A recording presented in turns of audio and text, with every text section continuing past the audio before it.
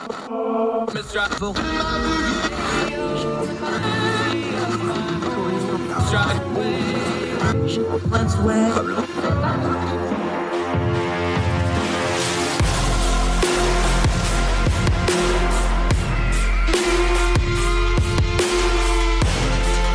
your host, Andrew Donaldson.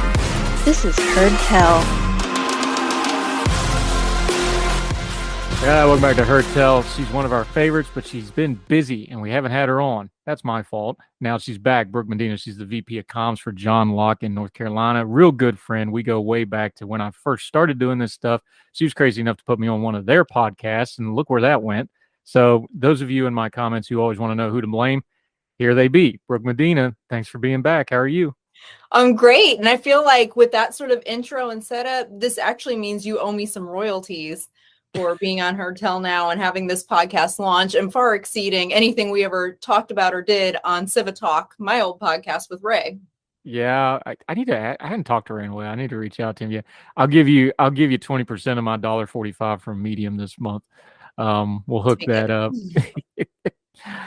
You mentioned Civitas. They still call it the Civitas poll. Let's talk about that. We're getting into an area here now where the Democrats have even come up with a motto for it. It's actually pretty good branding. They're talking about 5 to flip, 5 Senate races they think they've got a good look at. Polling looks like they got a good look at it. And to a lot of folks' surprise, North Carolina is one of them. Y'all did the polling. They're onto something here. What did your polling show in the North Carolina Senate race?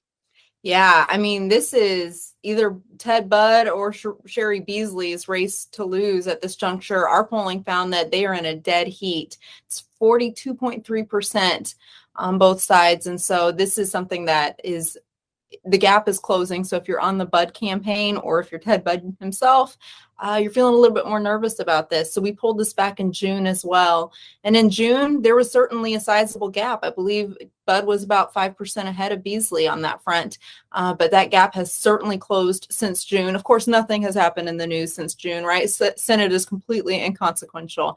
I say that in tongue in cheek. This is really, this is going to be a very, very tight race. And this is going to be a intense battle going into the election season. Now, the interesting number that actually popped off to me here, besides that virtual tie and in the margin of error, of course, these are two people who have good name recognition inside the state of North Carolina. Sherry Beasley, of course, was a Supreme Court justice.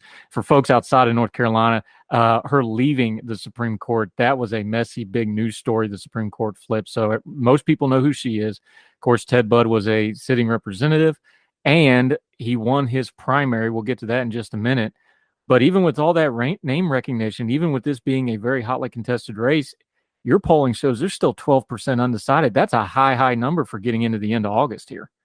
It is, but I think that it really speaks to the political disenchantment of many North Carolina voters.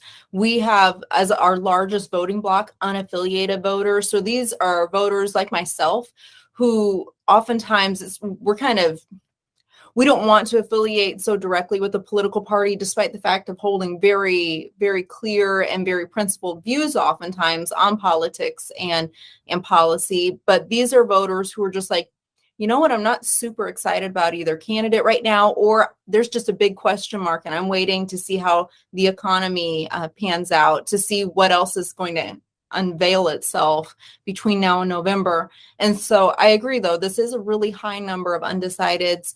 So it'll be interesting as we poll this again next month as well as October and see how things shape out. But this is going to be a very, very expensive race. The Budd team, I would say, has definitely dragged their feet when it comes to advertising, especially on cable news. We see Sherry Beasley ads all the time.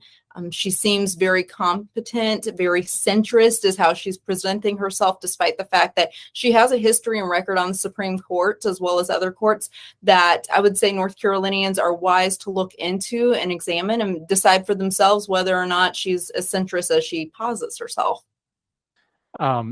Chad Adams, who's a longtime radio host, he partners with us on Big Talker. I thought he had one of the most prescient things on this race, and this was a couple of weeks ago before this started moving, even when the Ted Budd first won his primary.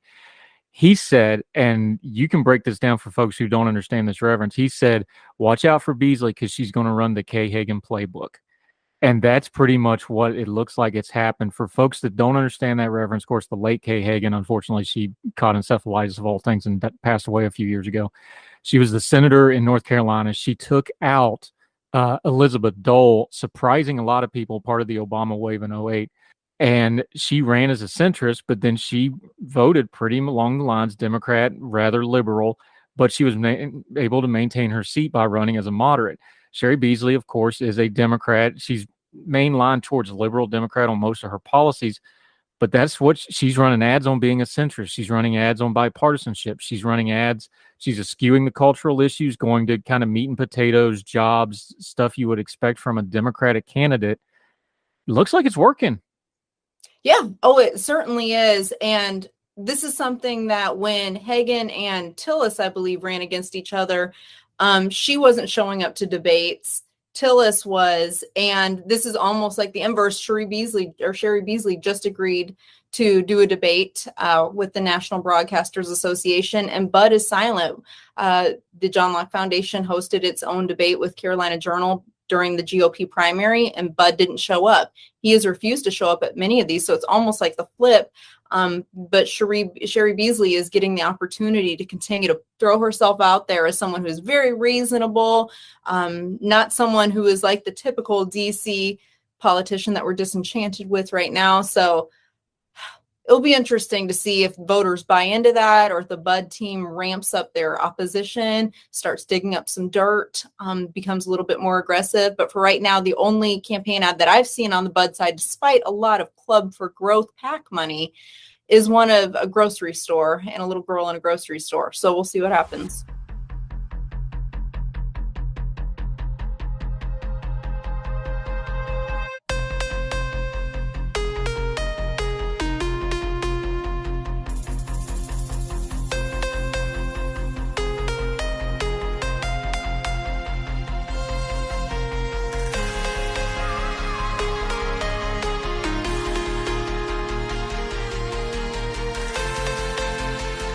Yeah, let's talk about Bud for a second because you mentioned it. Brooke Medina joining us from John Locke.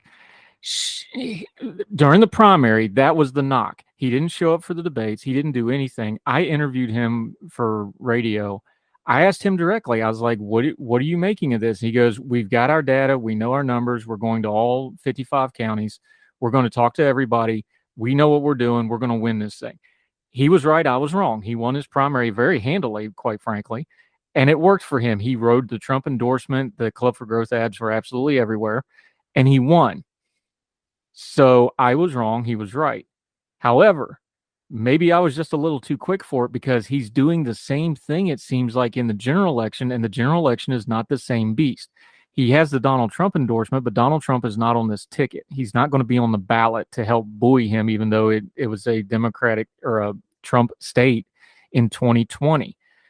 I think he's making a mistake here. He's not engaging. He's laying low. I know the learned behavior as it worked for him in the primaries.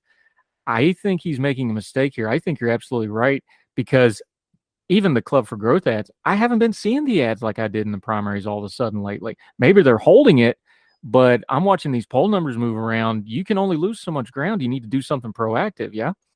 Yeah, absolutely. That's the thing. It's like, it did pan out for him, despite the fact that many of us were skeptical during the primaries that would be a good strategy for him. Yep. And we were wrong. It clearly, it ended up being the strategy that he needed for a Republican primary. It is interesting that Club for Growth was so aggressive and spent so much during the primary. But yet it seems like more crickets at this juncture. But again, this is the end of August. It's not September or October yet. So maybe they're saving their war chest for later. We'll see what happens. But right now, if I was an advisor on that campaign, I'm certainly wondering, okay, let's actually get you out in front. Let's get you ahead of these issues. This is, for many analysts, a lot of people believe this is the Republicans' midterm to lose. But I think too many people sometimes take things for granted on the political front, when nothing should ever be taken for granted when it comes to the electorate. Yeah, and Senate races are very different cyclically than the House races, which we know the cycle for those. This is not unusual if you go through American history that the Senate and the House split off a little bit on the political cycles. There was other stuff in the Civitas poll I wanted to ask you about real quick, though. Obviously, the number one issue on everybody's mind is the economy. There's some interesting nuggets in here about the economy, wasn't there? Especially when it comes. Now we know oil and gas prices, almost 87%. Trying to get 90% of anybody on any polling ever is really hard to do. You managed to do it here. That's pretty remarkable. But some of the other stuff on here was very interesting. Talk about some of the other issues polled here, because those are going to play very heavily into these election cycles, aren't they? Yeah, they certainly are. The economy is always going to be the number one driver when it comes to elections here in the United States. Despite the fact that we've seen the Roe versus Wade or the Dobbs decision and Roe v. Wade overturned or remanded back to the states, that will certainly be a key issue for certain voters. But at the end of the day, most people want to be able to provide for their families. They don't want to see government continue to take, and their grocery prices and their energy bills go up. One thing before talking about the economy is the fact that Joe Biden's approval numbers went from terribly awfully bad to just awfully bad. And so he's still underwater. It's still, I believe he's 17 points underwater, but it wasn't as bad as it was before. So I think that's reflective of the fact that inflation is not continuing to spiral this month. It hasn't gotten better, but it hasn't gotten worse either. Energy prices in terms of oil and gas, those are they're starting to either recede a little bit or just staying neutral. And so those are things that voters they're still eminently important to them, but it's not as painful as it was the past few months, especially in June. So one of the questions we asked was, do you believe that we are in a recession? So 66% said they agree that we are in a recession, despite the White House's protestations that we are not. That's the perception among likely North Carolina voters. We're in a recession. 19% said they disagreed with that. They don't think we're in a recession, but 10% weren't sure. They just didn't know either way. So they were certainly persuadable. But then another question that I think is really telling and concerning is, how worried are you about losing your job over the next 12 months? 25% said they're worried. 66% said they are not worried. So despite the fact that many are concerned about a recession, they think we're in a recession, they themselves think that their jobs are fairly secure. And I would say that's in part because of the tight labor market. Yeah, Brooke Medina joining us. We're going to take a quick break. We're going to come back. There's a couple more items on this polling data, stuff that's not getting talked about right now, but things that are showing up on ballots, like Medicaid expansion, like abortion. We're going to talk about that. Also, she's got a story about eminent domain that's absolutely going to grind your teeth if you care anything at all about liberty and due process. We're going to talk about that with her, more with the great Brooke Medina on Heard Tell right after this.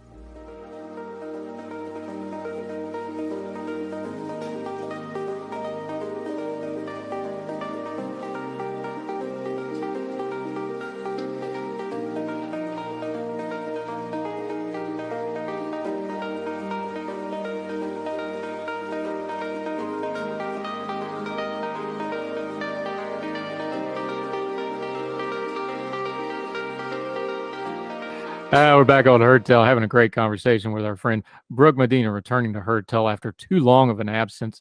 I want to talk about this in the last two items in this Civitas poll. Here's something that I found really interesting. It's not getting a lot of play right now, but once we get through the election year and we start doing some legislating again, this is going to come back up. Medicaid expansion has been a big ticket item.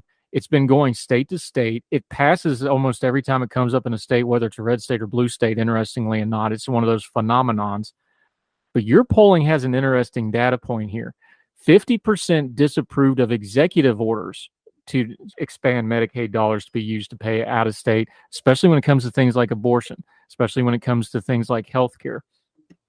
I think the thing here is very clear that voters are okay with doing this themselves when it comes up on a ballot. They don't like executive orders on stuff like this. And especially when it comes to something like an abortion thing, something like that. I thought that was a really interesting data point that kind of runs counter to electoral stuff. But when you look at it, people want to say in that, they just don't want to be in pen and ink. Yeah, I think that what this shows in the polling is that the North Carolina electorate is actually somewhat pro choice to some degree. Only 7% of those that we polled actually said that they believe abortion should be illegal in every circumstance. Otherwise, it was to degree. Only 22% thought that abortion should be legal under every circumstance. So that shows, first off, how the North Carolina electorate is divided on this issue. And it's certainly just not strictly pro-life versus pro-choice. It's on a spectrum. And that shows up in the Medicaid expansion question, or the Medicaid question, as far as should North Carolinians be paying for abortions? And that's an entirely different story. So someone might say they are very pro-choice, or at least to a degree, but they still don't believe that the taxpayer should be the one footing that bill of such a highly contentious, highly political issue. I'd be curious also to see with our next poll, if we ask them a similar question about student loan forgiveness or debt cancellation, and see how they feel about that. There are a lot of programs or theories or ideas that voters will support in theory, but it's an entirely different story sometimes when it boils down to whether or not they will be paying for that particular issue. So. Yeah, and you're based out of the Raleigh-Durham area. That's a big college area, of course. You got the big three up there, Duke, North Carolina, and NC State. What's the talk around there? Because this is an area that has one of the highest educational rates in all the country. It's well known for its university system. You know, you do comms, so you're paying attention to the news feeds, you're watching the timelines, you're talking to people. What's been the reaction to that?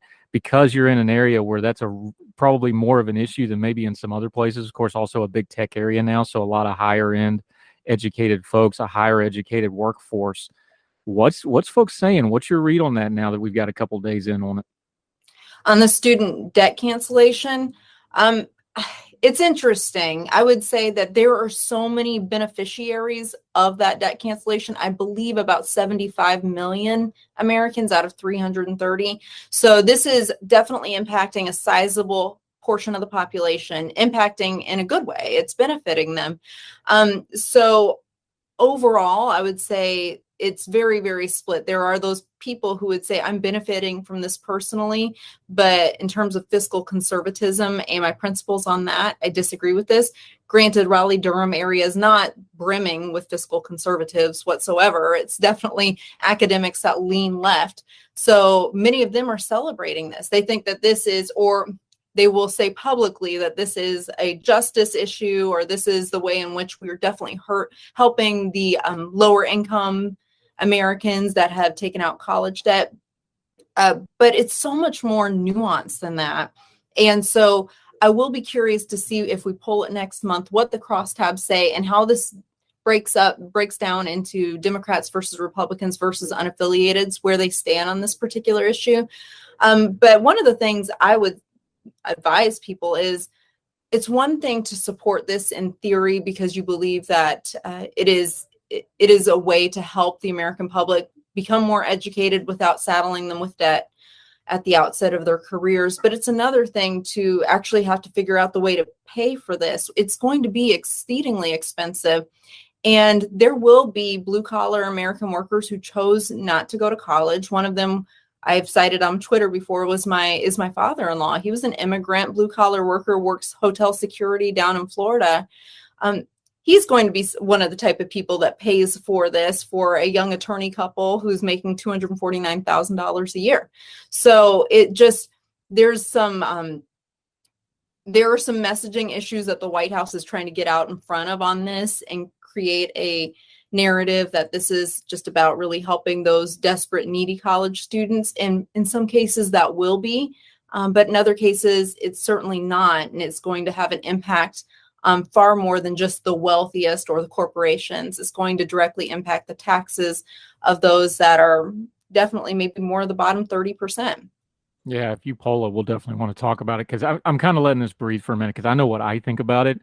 But I think this is going to have to shake out a little bit, because I'm seeing, I think there's a lot of people that even support it that just don't like how this is being done. I know some of our progressive friends are really upset that it's only $10,000 and $20,000 for the Pell grants. We'll see how this one shakes out. One more last thing in the Civitas poll I wanted to ask you about. This is where polling data gets useful, because it shows you just how splintered people are on an issue. we already talked about, everybody said gas is an issue, 87%. That's unheard of in polling to get anybody to agree to 87% on anything. But when you go to break it down, what to do about it, 37% said the state should prioritize environment at the risk of high energy prices. 45% said they should prioritize affordability and reliability in energy over carbon emissions. And then you got 17% that aren't sure, but because they probably just don't want to answer a sticky question. That's a hard bridge to gap. That's where this debate's going to be. It's where it's been for a long time. This is where it's going to be for a while because people like the idea of clean energy. They like the idea of being environmentally conscious. Even conservatives, you need to call it conservation instead of environmentalism, but they want to take care of the earth too. But this is where the rubber meets the road, and there's a gap here that isn't going to get bridged anytime real soon, and the polling shows that, doesn't it? It does. Well, let's liken this to the abortion Medicaid question. It's one thing to agree with something or like it in theory. It's another to actually have to foot the bill for it. And same with the energy prices. Many people want to go green, and I would say go nuclear then. But they also realize, okay, my family is coming up on a winter. The elderly are coming up on possibly a difficult winter. We've seen rolling blackouts in California. We've seen what happened with Texas and their huge winter storm and the importance of energy reliability. We know what it costs to drive back and forth to work, to the grocery store, to our kids' soccer games. So they are importing their real life experiences. Importing is not the right word there, but they're looking at their real life experiences. And it sounds nice to be very clean energy green, especially the ways in which I would say progressive left or environmentalists have said is the right way to be clean energy and energy independent. But in reality, many people are just hurting on this front, and they're actually probably going to see energy costs rise by another 30 to 50%, depending on what the legislature and what Duke Energy, for example, require in their clean energy portfolio to satisfy what Governor Roy Cooper has mandated, which is essentially a Paris climate agreement. He wants zero carbon emissions by 2030. And so they're starting to develop a 50-year energy plan. And this is going to heavily rely on, unless people change course, unless the Utilities Commission changes course, this is going to heavily rely on wind and solar energy, which we know is not affordable and it's not reliable. And so this is a really big, there's a big iceberg under the surface with this particular issue that North Carolinians or anyone else that's just interested in this topic is wise to keep an eye on over the next couple of years. Yeah, it's not going away, and it's going to get louder. And like you said, winter's coming. And if you've never been in Raleigh in wintertime, there's two cities I've lived in. Vegas when it rains and Raleigh when it snows. People lose their ever-loving minds. It's absolute insanity. We're going to take one quick break. When we come back with Brooke Medina, we're going to talk about her piece on this eminent domain story. This is something that's personal to me. I love discussing this because it's something that's not discussed enough, how the government can do this, when they should. And Brooke Medina continues with us right after this.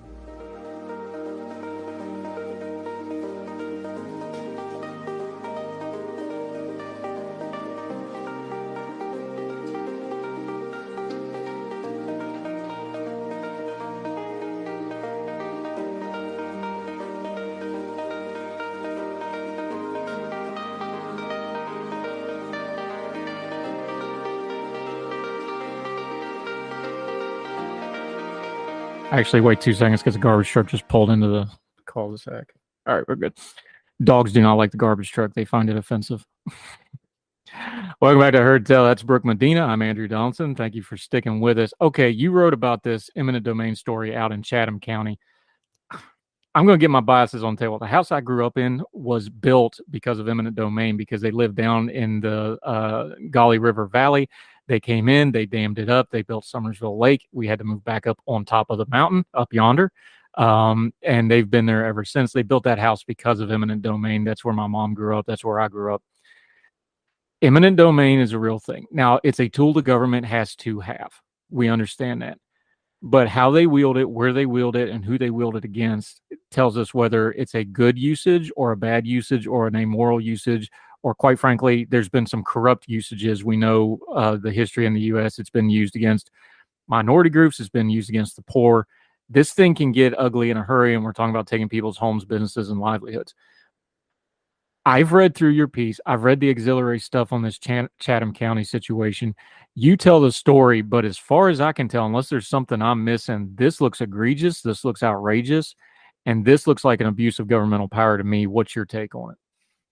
My take is amen. I think it's all of those things, and it's heartbreaking. Like you said, I'm not someone who doesn't think there is absolutely no place for eminent domain. Similar to I'm not someone who believes that there's no place for zoning. There are places, but the government has run roughshod over private property rights in favor of other politically favored private businesses to be able to set up shop.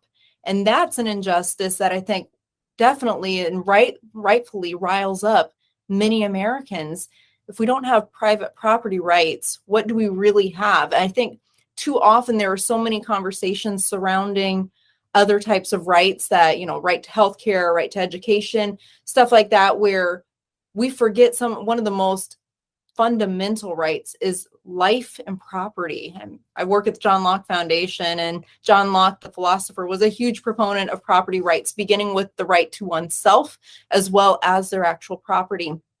And this is one of those cases here in North Carolina where I would say families like a woman named Lisa Stone, who's a Chatham County resident, as well as Jack Sanderson, another Chatham County resident, and their critically essential fundamental right to private property have been essentially cast aside by the government in order for a new startup company from Vietnam called VinFast to set up shop to create electric vehicles. So this actually flows nicely from our previous energy conversation and discussions around being environmentally friendly.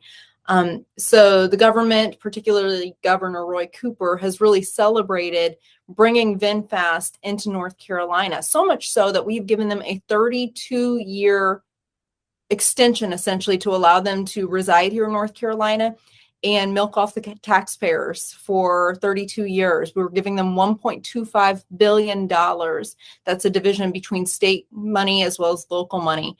That is money or tax incentives that are footed by the taxpayer. But to add insult to injury are these Chatham County residents, 27 homes, 5 businesses, at least one church, that are now going to be either torn down or their properties receded a bit to allow for some infrastructure, some roads to make their way into the VinFast manufacturing facility, which has not yet been built.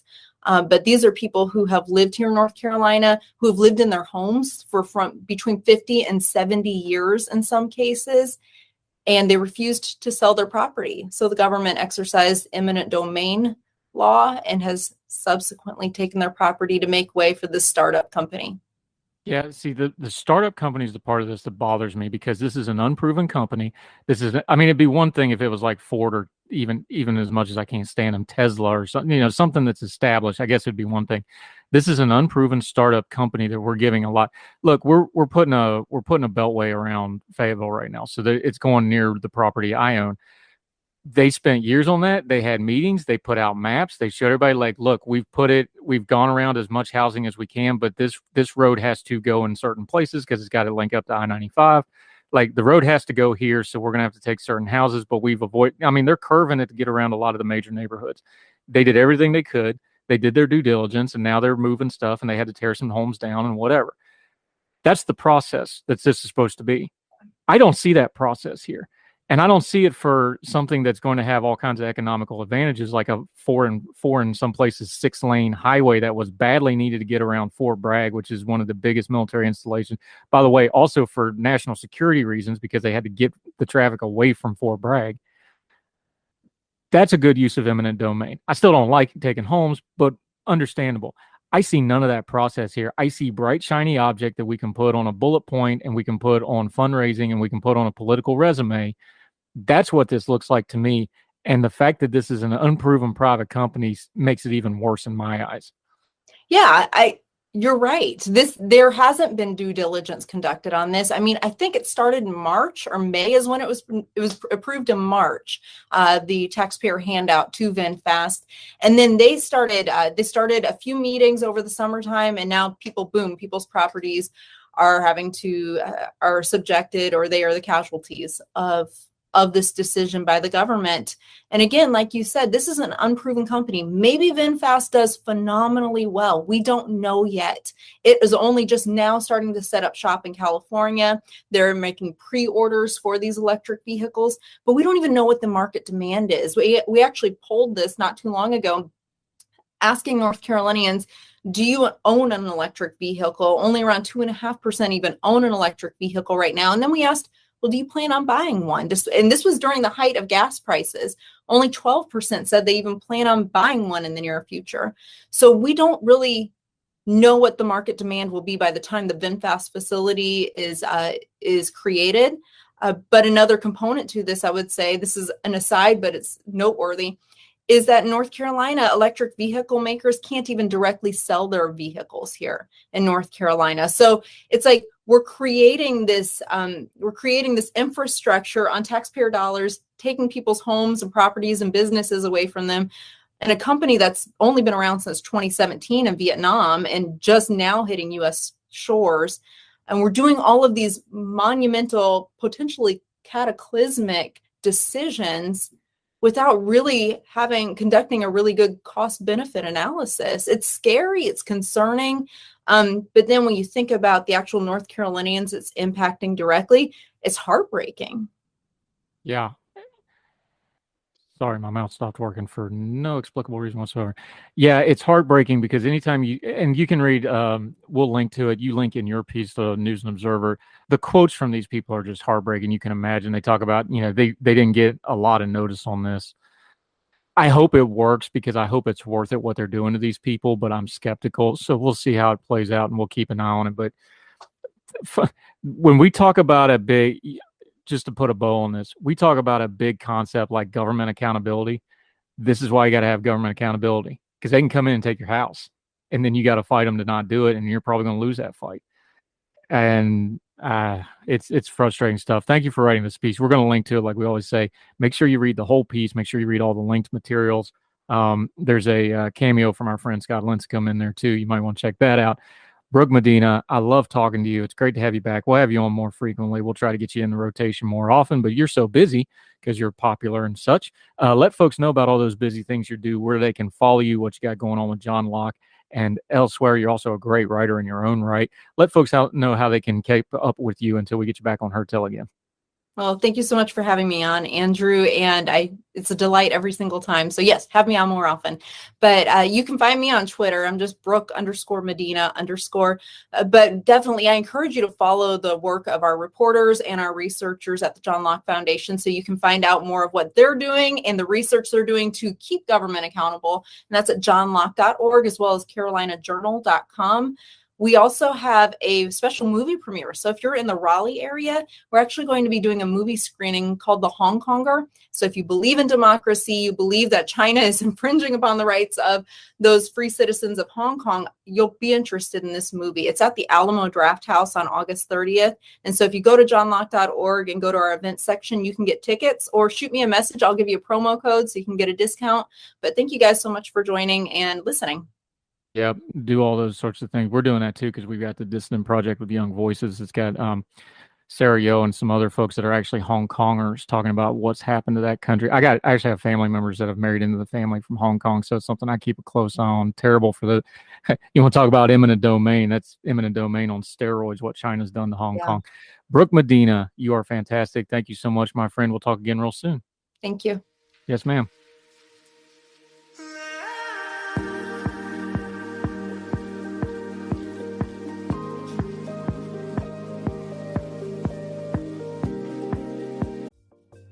Folks, if you've listened to the Heard Tell program, you've heard our friend Gabriella Hoffman, but you need to make sure you're checking out her podcast, District of Conservation. It's a podcast exploring the nuances of true conservation efforts from DC and beyond. From topic discussions to exclusive interviews with conservation and energy newsmakers, Gabriella keeps listeners appraised of the latest news stories while elevating important voices. Listen to District of Conservation on Apple Podcast or wherever podcasts are played.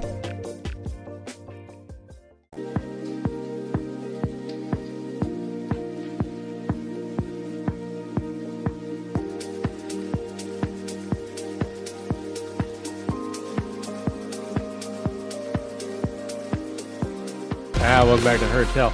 Okay, this is going to be fun.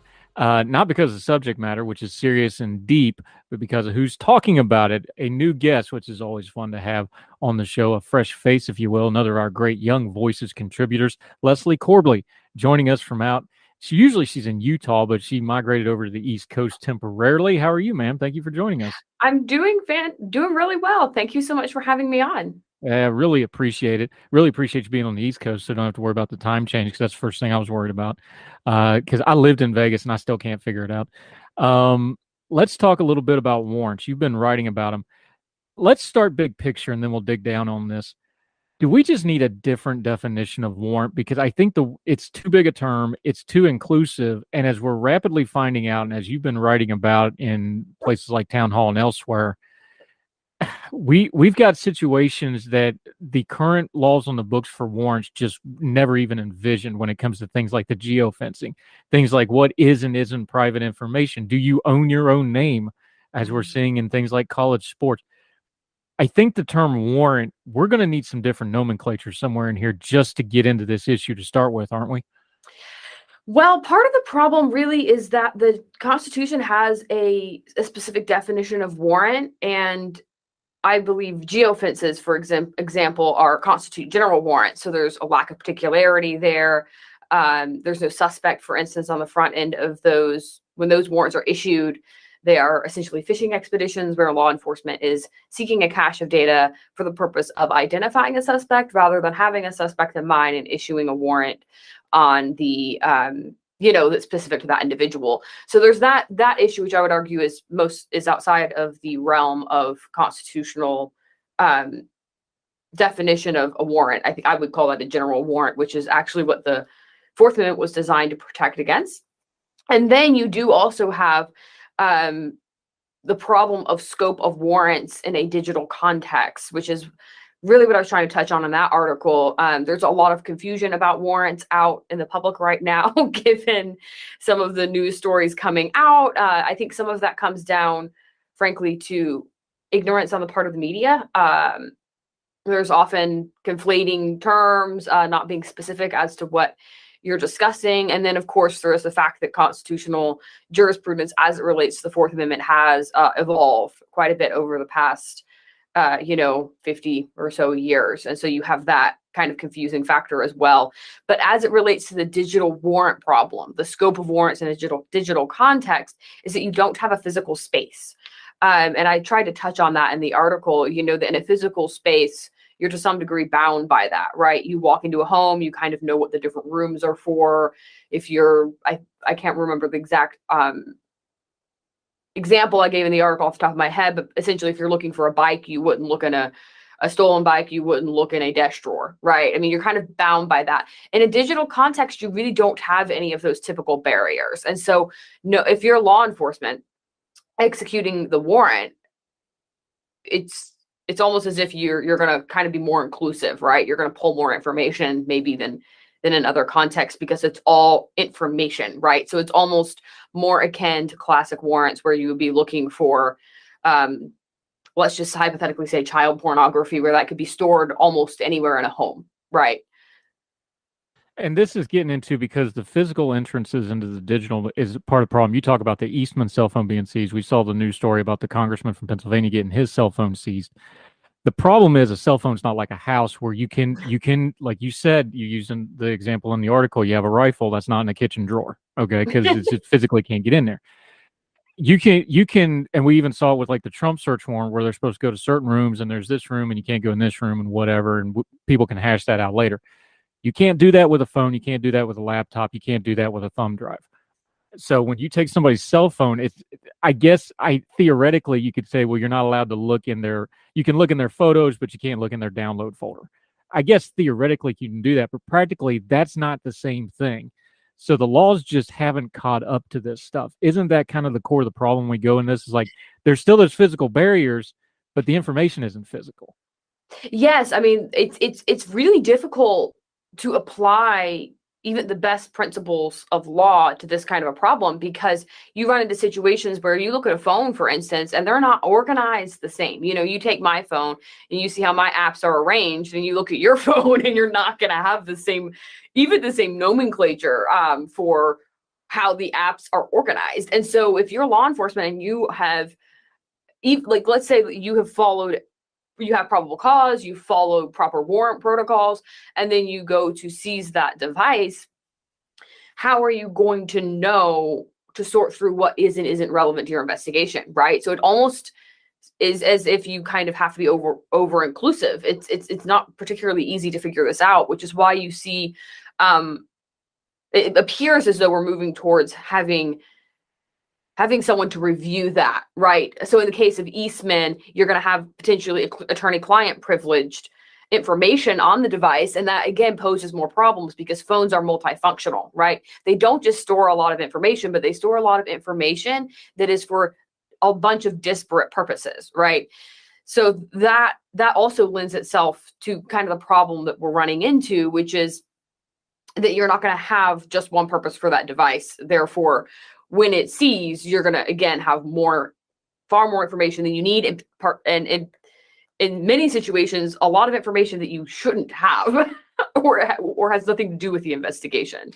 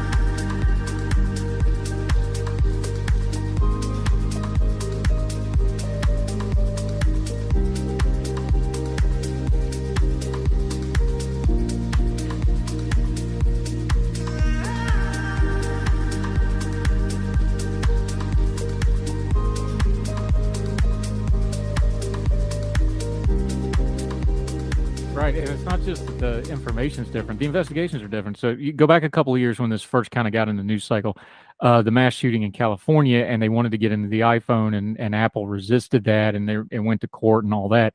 So that's one piece, and then you have something like the Eastman thing, where you have, you know, there was some kind of shenanigans. You can parse that out legally later, however you want to do it. So they want to see what's there. Well, you've got the information, but there is attorney-client privilege, and there is personal information, so it gets the investigations aren't the same either. So now, you know, we have a lot of lawyers on this program to explain this stuff. They don't even agree on this stuff. We know there's malfeasance. We know that things get abused. We know that people's individual rights get trampled. But isn't it fair to, as a starting point, to go, even if law enforcement is really, really trying, in this environment with the current laws, they don't even have a chance to try to do it the right way. And that's going to foster an environment for even more malfeasance, isn't it, if they don't get a handle on this? Yes, that's exactly my concern, is that these are very complicated problems that we're facing in the judicial context, as far as not only, as I mentioned earlier, is a warrant valid? Have we met particularity? Are we perhaps out of bounds with that? But also, again, just that digital scope. The digital world presents very different problems than the physical world, and it's not remotely clear how to solve those problems. We've talked about some of them, that you enter a device, you don't have a similar nomenclature. Where things are organized is going to be different. Law enforcement, again, even if they're doing their best, certainly can't trust the individual that they're investigating. You know, if, for instance, if you were to limit it, you can look at their emails, but not this other folder, it would be very easy for people to just transfer information from A to B to skirt investigations, right? So you kind of have these inherent problems that come with the territory. I think it's going to be interesting to see. Obviously, in some contexts, you have taint teams that review these documents, but in a very polarized environment, I'm not convinced that, particularly in these high-profile cases, that people are going to be particularly trusting of those who are engaged in the process. And that's very unfortunate because given the problems we have, I think it is very, very important for our leaders to foster trust. And instead, we're most certainly right now seeing the opposite of that, right? Things are very polarized, very driven by politics, which I think is a problem in and of itself. Obviously, there's a lot of other problems that we could go down as far as, the entire, concern.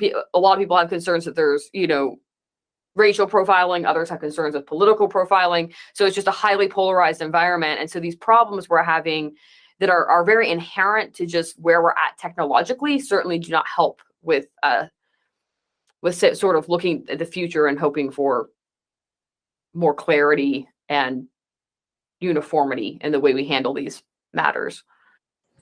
Is there any way to get to uniformity, though? I mean, what's the answer here? Because we're going to have people are going to want an overriding law on this tech stuff and legal stuff. I don't think you can do an overriding law. Are we doomed to failure by piecemeal advancement here? And that's a weird way to say it, but that feels like what's coming here. Is that the way it feels to you? I think we need a two-pronged approach. I think the first thing people need to understand, in my view, I do think to some degree this is a consumer problem. I think we've sort of, as a culture, slow walked into these issues by not really considering the potential costs of adopting very powerful technologies for multifunctional purposes without considering, again, the costs, right? That's not to say that we shouldn't have phones or anything like that, but it is, I think, something for people to consider of how they use their technology and how much information is stored where. I don't think these are considerations, for instance, that people have really been considering before some of these more very high profile scenarios occurred that kind of showed people what some problems look like, right? I would say probably 5 years ago, any of these warrant discussions would have been pretty obscure. And I think they're getting a lot more time in the limelight than they would have in other years past. So I think one thing certainly is for culture and individuals at an individual level of analysis to begin to consider how they want to use their devices, what they want different devices to be for, so on and so forth. And then as it relates to the legal side of things, I do think you're correct that one overarching law is not going to solve this problem. I think the judiciary is moving in the right direction, at least as far as it relates to having privacy rights and certain digital information. But as we all know, the judiciary moves notoriously slow. That's just how the process works. It's not a bad thing, by the way. I don't consider the speed of the judiciary to be a problem per se. You don't necessarily want your justice system at the judicial level to be moving too quickly. That can also pose problems. So I do think the judiciary has been showing signs of going in the right direction on these issues. But as it relates specifically to the scope of warrants in the digital context, that is going to be I think, an area of difficulty for some time as we try to, as a society, work out what that looks like, because you're right that there's no overarching law that's going to solve that problem, because it really is a problem of the information being so easy to transition from point A to point B in a digital context, right? That limiting where law enforcement can look once they have probable cause to seize the device itself becomes very difficult to say you can't look in this folder, right? And then there's also the issue of cloud. So for instance, when you get into a device, can you only look at what is locally stored on that device, or can you look at anything that is uploaded to the cloud? So those are other concerns that kind of a limitation I do think is more I would say is more likely to occur than others. Once something is locally stored on the device, I don't see what's going to limit law enforcement from looking at that. But as it relates to the cloud, you could potentially have a requirement for a separate warrant, right, to view what's in the cloud. Yeah, Leslie Corbly joining us. We're going to take a quick break. We come back, we're going to talk some of the details of that. That's the legal side of it. We get back, we're going to talk the political side of it, the practical side of it. At some point, you're going to have to put legislation to pen and ink. It's got to be in black and white. What's that got to look like? What should it look like? What are we afraid it might look like? We're going to get into all that. Leslie Corbly joining us on Heard Tell right after this.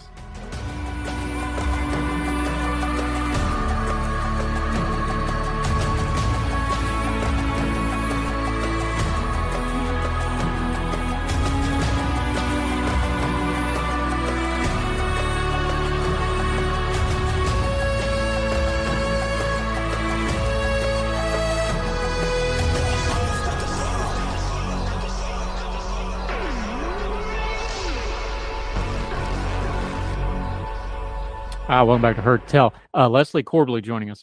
We have been talking about warrants, not the 80s band, the things that the police can use to come and look through your stuff.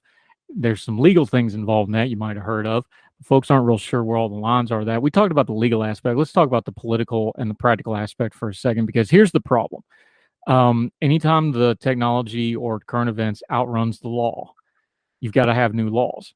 Well, we know the court system is acting on this because they have to, because you go to court, both law enforcement and private citizens and advocacy groups, they're all using through the court system. That's one side of this.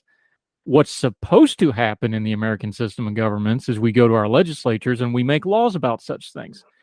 I'm not super enthusiastic that we're going to get good laws on this stuff anytime soon, because A, I've listened to some of these tech hearings. They have no idea what they're talking about. B, like you said, this is really complicated stuff. And we have a divided legislative branch right now that's got other priorities. Is there anything on the horizon legislatively that might be looking to address this problem anytime soon? So one of the encouraging signs that we can point to is looking at states. So here in the state, well, here as in I work for the Libertas Institute, which is located in Lehi, Utah. Right now, as you mentioned, I am temporarily on the East Coast, but we have worked to pass laws in Utah that protect individual privacy rights, particularly as it relates to Fourth Amendment concerns. So that includes requiring a warrant before electronic information can be seized. And then we are also currently really working on the issue of geofencing, wanting to ensure that general warrants are barred here in the 21st century, just as they were back at the founding of America, right? So I think that there are some encouraging signs. My hope is at the state level, you're likely to see more movement than at the federal, which is unfortunate. But as you mentioned, the federal Congress is very divided. Very few laws get through Congress that aren't heavily full of pork kind of special interest groups that have gotten together and kind of poured everything in the kitchen sink into the bill. So it is very difficult to get movement at the federal level.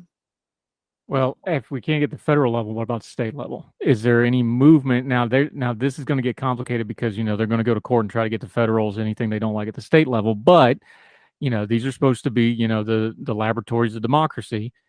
What at the state level? Because some of these states are actually taking some initiative on some of these issues. Is that going to be a route to we can at least start getting some stuff moving, and then maybe that'll kickstart the federal level?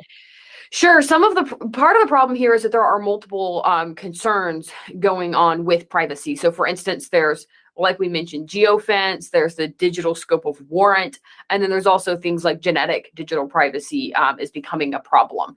So, anywhere that you have a large database of information, you could think of as sort of posing a risk.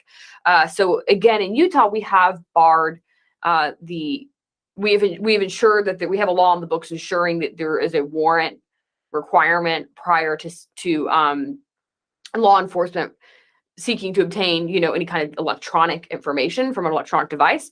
So that is a good movement in the right direction. I know that Maryland passed a genetic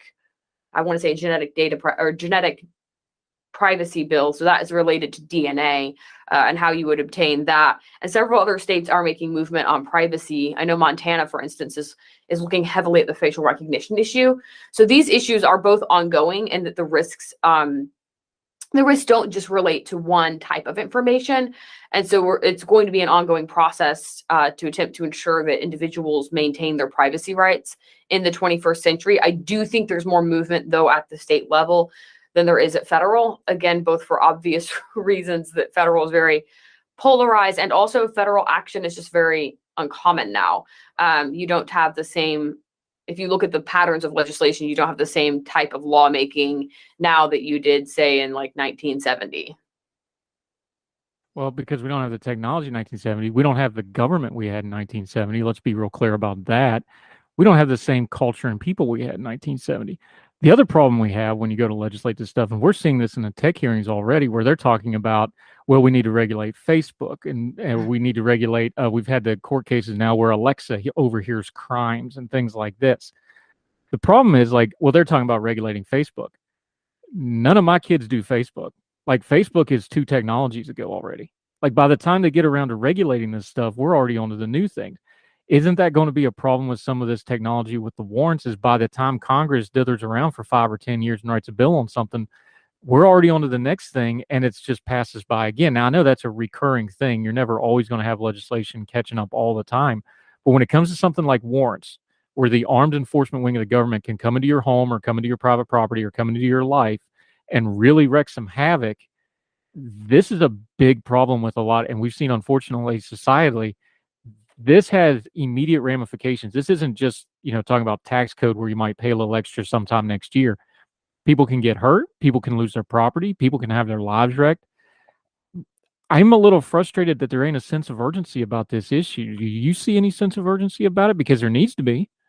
I think that the lack of sense of urgency often relates to the fact that it's not a simple, easy soundbite type of an issue, right? Where you can get kind of an easy political win, so to speak, which is unfortunate. As far as something that I think would be helpful for your listeners to know, though, there's no requirement, like you mentioned, regulating Facebook. There's no requirement for individuals to work with social media companies or other tech and communications companies that they don't trust. And I do think we need to encourage individuals to be much more cautious with whom they do business in our current era, right? If law enforcement, for instance, goes to hypothetically Snapchat, and you've never had a Snapchat account, there's nothing for them to hand over, right?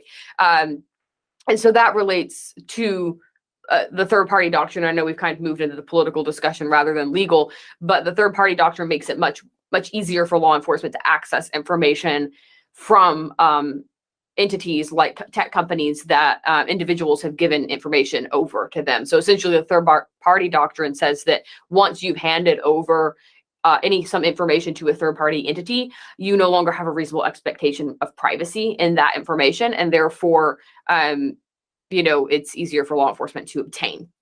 And so that's one of the reasons, for instance, in Utah, that we passed a bill requiring a warrant before obtaining electronic information, because obviously in the digital age, pretty much everything is done through a third party, right? It's not like 1960s and 70s when some of these lines of cases came out where, very a much smaller amount of information was handed over to a third party, right? So again, that relates, I know, to the legal, but it is important for people to understand that, because if you know that, I think it makes it easier for you as an individual to say, I know I would really like to know, company, what your policies are. For instance, what data do you obtain on me?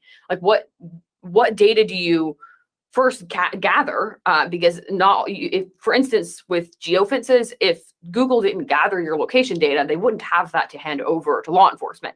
Now, obviously they do, but the point is for individuals to know it is within their power to ask these questions before they contract. Okay, I kind of want to know what data you collect. How do you store it? How long do you store different data points, right? So that you can kind of assess your individual risk, because I don't think a lot of people are thinking of this as a risk calculation, but it really is, because the reality of the situation is that once you are engaging in any kind of conduct on these platforms, you don't really necessarily have control over where that information goes.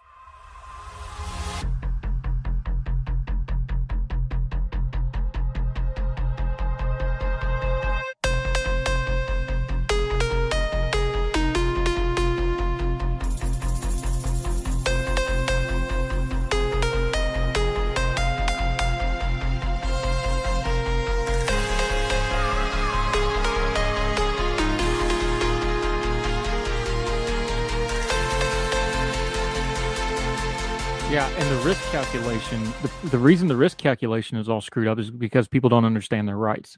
And you ended your piece with this, and this is a good way to kind of dovetail this down a little bit. Law enforcement doesn't know the boundaries on this. Individual people don't know the boundaries on this. Companies don't know the boundaries on this. Everybody's uncertain. And as you said in your piece, everybody, law enforcement, defendants alike, are swimming in a sea of uncertainty. That's a recipe for disaster. When we're talking culture and politics, we want to talk about, the policies and whatever the hottest thing going on that is going, and the horse race politics and the culture politics. This is stuff that can affect your everyday life, because the part of the government the most people interact with is not a politician, it's law enforcement. This is the stuff we should really be focusing on. And like you said, when there's uncertainty, that breeds all kinds of bad things happening. And we've seen the viral videos of what happens when law enforcement doesn't know what to do with certain defendants. How do we get certainty in this? Is it going to be a policy fix? Is it going to be a cultural fix where people just start taking their own responsibility for their data? Is it a technology fix where they figure out a better way to individualize, for lack of a better term? But when it comes to privacy, that's what the argument is. What's the path forward, do you think? And I know it's going to be a ratio of some of those combined, but give us a couple of things you think of. I definitely think it's going to be a combination. I think at the individual level, we really need to start. I think there needs to be good messaging, and it's something I will be working on, is to ensure that people understand the risks associated with different data points, right? So let's take a geofence warrant, for instance, where it's a reverse warrant, meaning they're seeking caches of data that has already been collected by a tech company. There's been the first litigation case initiated in relation to keyword search history, which can operate in the same manner. Tech company hand over all searches from, of certain terms, or certain terms combined. It could look differently depending on what law enforcement's asking for. But the point being that initially law enforcement obtains anonymized data in relation to these requests, and then eventually it moves to an unmasking process. So I do think individuals need to understand that, not to be overly concerned of law enforcement, but to understand that if you're operating in society now, you don't necessarily have control over company policies, over how easy it is for law enforcement to access data from company X, so you want to know, am I willing to take on this risk, right, of having this specific data point collected and stored, right? So for instance, there was a recent CNN article that discussed how wireless companies also store location data for months and at times years. So there's all these data points out there, and they're stored in these large databases. So I think that there's an individual aspect that can push the needle in the right direction. I think that also, by the way, can relate hopefully to the marketplace, in the sense that companies that value privacy and value data minimization, which essentially means minimizing the number of data sets you collect information on, and therefore there's less information for you to ever hand over, hypothetically, right? I think that individuals valuing their privacy and saying, I'm not sure I want to work with companies that collect data in certain ways, so on and so forth, can push the marketplace towards favorability for companies who do truly value privacy and are able to deliver that to consumers. So I think that's a piece of the puzzle. I think policy is also a piece of that puzzle. For instance, the work we've done in Utah to ensure warrant requirements are strong for electronic data is important. And we do think that the law needs to change in relation to geofence warrants and other reverse warrants, where law enforcement is seeking information that, again, these caches of data, and the whole point is to find a suspect. You don't have a suspect on the front end when you do a geofence warrant. The whole point is to get a cache of data, and then you sift through it for relevance. And it's generally a 3-step process that ends in unmasking. And I don't think that kind of a process is going to elicit a lot of trust from individuals right now. Again, you have a lot of people in different factions of American society that are very concerned with different types of biases that they believe are influencing individuals who in powerful positions, including law enforcement. And that's just the reality on the ground. And again, I do think it's very important for individuals to understand that they can have control over their risk profile, because it's going to be a both and approach of policy and culture. And I would also hope business practice comes into play. Yeah, we're doing a lot of wishing and hoping, and we don't have a lot of faith that this is going to get better anytime soon. So we're going to keep talking to folks like Leslie about it. Thank you so much for joining us today. Let folks know where they can keep up with you, what you've got going on, where they can follow you till we get you back on Heard Tell to keep talking about this, because this isn't going away. This is going to be the issue in privacy rights and law for the foreseeable future. So let folks know where they can keep up with you talking about it till we get you back to talk about it with us. Sure. So I work with the Libertas Institute. I also have my own website. It's just my name, lesliecorbly.com. I host all of my articles there. It's a good hub just for my content. And then I'm also on LinkedIn and Twitter for now. In the future, I will likely add some other platforms to that. But right now, I'm on Twitter at Corbly Leslie, and also on LinkedIn. Folks can go in there and follow along, and I post all my content on those platforms. Yep, we'll link to all of that. You can see her Twitter on the screen there if you're watching on the YouTube channels, and we greatly appreciate your time, Leslie Corbly. Love the talk, appreciate the information, and we will talk again real soon, my friend. Thank you for the time today. Thank you. Yes, ma'am.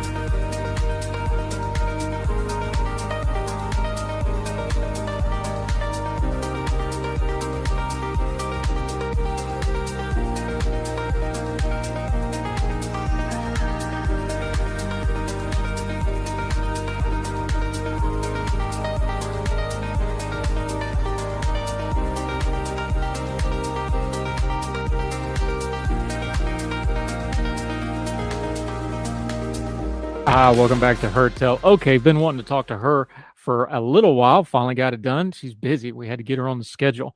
Quinn Townsend is another of our great Young Voices contributors. She has a master's in resource management economics from West Virginia University. Might have heard I'm a little fond of them, subtly. She's also policy manager at the Alaska Policy Forum. She writes about taxes, education, healthcare, state budgets. Might ask her about all of them. We'll just have to see how it goes. Quinn, how are you, ma'am? Thanks for the time today.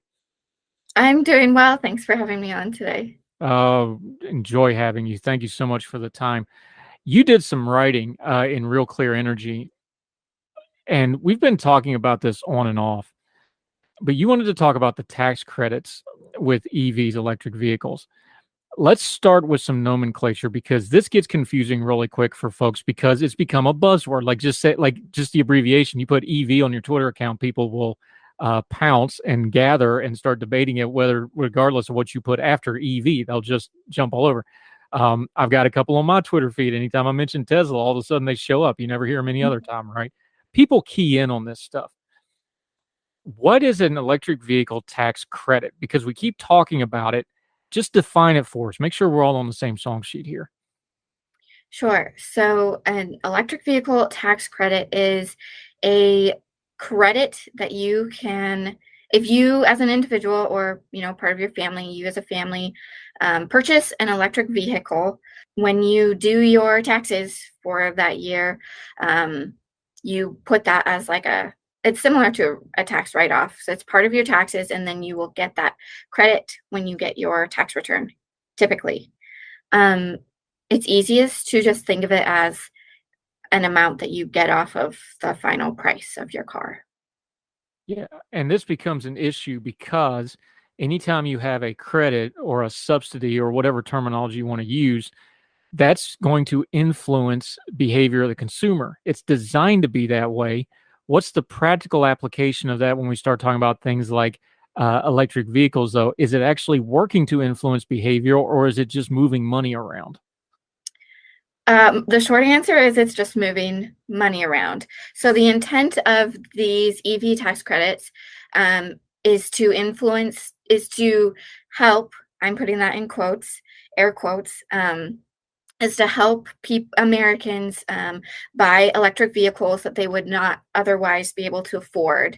But this tax credit is supposed to help them afford, an electric vehicle. So that's the intention of a tax credit policy. However, it also influences manufacturers. So I just saw in the news a few days ago that Ford and GM both just happenstance, circumstantially increased the cost of their so their electric vehicles by between $6,000 and $8,000, which is right around the amount of the tax credit that was just passed. So that's coincidental. The reason that becomes like that is we see it in other areas as well, not just manufacturing of cars and stuff. We see it in education. We see it in grant writing in the academic field. We see it in science with academics. We just went through this with the COVID stuff. Anytime there's a source of government money, people are going to flock to try to get in line for that government money. The problem is when you have, not emergent, because we've had electric vehicles for over 100 years, but the current iteration of electric vehicles, this is an evolving technology. So when you start incentivizing it a certain way, that's going to affect how these manufacturers address it, isn't it? Yes, and that was my main part of my criticism in the article that I wrote about these tax credits, is that there's lots of, the government has put on stipulations for these tax credits. So the electric vehicle that you want to buy has to be under a certain price, and manufacturers, the companies that are selling these vehicles, have to hit all of these targets for where they're getting the minerals to build the battery, and then where they manufacture the car itself. And especially for newer companies, which there are a lot in this EV space, that's really hard to do because so much of the supply chain is not in North America, which is what the requirement are for. And that gets into something that you touched on in the piece, Quinn Townsend joining us. The problem with the EVs, and the thing that's limiting the technology, and then the thing that gets into the manufacturing that you're going to talk about here in the piece, is the battery technology. An EV car is only as good as the battery, because that's what makes this thing go. And the problem with the batteries, besides the battery life and the range and all that, it's getting better. I mean, it's getting closer to what a normal gas car would have, that 300 kind of mile range that most cars would have with a tank of gas. They're getting there, but they need all these rare earth minerals to do that. And the problem with that is we don't have hardly any control whatsoever over those rare earth minerals, do we? Right. So China specifically owns the lion's share of companies that extract and then put together and process the critical minerals that are needed for these batteries. And so these tax credits, one of the stipulations is that manufacturers must get their rare earth minerals from either the United States, here in the United States, or a country with which we have a free trade agreement. But it's easiest to just think about it as a made in America requirement. And that's really difficult to do because it's extremely difficult to get a mine approved in the US, particularly under the Biden administration the last few years.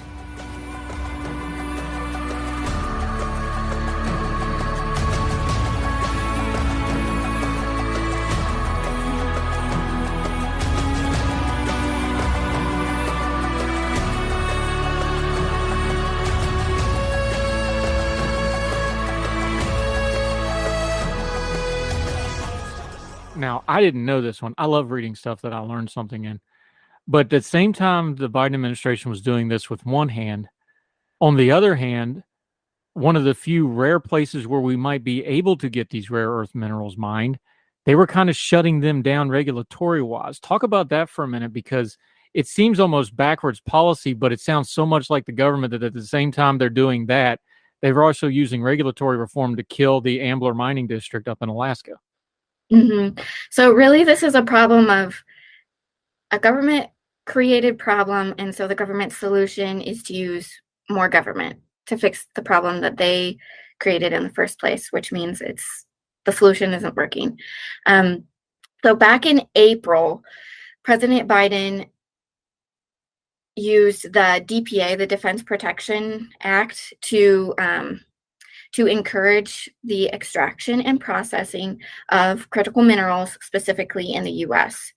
But at the same time, the Biden administration has also been throwing up lots of red tape to stop the creation and the continued use of mines in the U.S., including the Ambler Access Mine in Alaska. Yeah, Quinn Townsend joining us. Now, we've also been critical of the DPA usage here on our program for a couple different things. You could kind of make the argument, though. I can see it on paper, like China's an adversary. They're not friends. They've also got, the horrendous human rights stuff. They're imperialistic. They're expanding. We need to get a hold of this. Okay, fine. But as you detailed in the piece, we have the ability to do some of this. There's a polymet copper and nickel mine in Minnesota, lithium in Nevada, copper in Arizona, copper and gold in Alaska, of course, which, gold in Alaska, tell me if you've ever heard that one before. We do, but the thing is, with the current regulatory environment and with the environmental, and not that mining doesn't need strict environmental guidelines, it does. We're both West Virginians. We know better than anybody what happens when you don't regulate those things.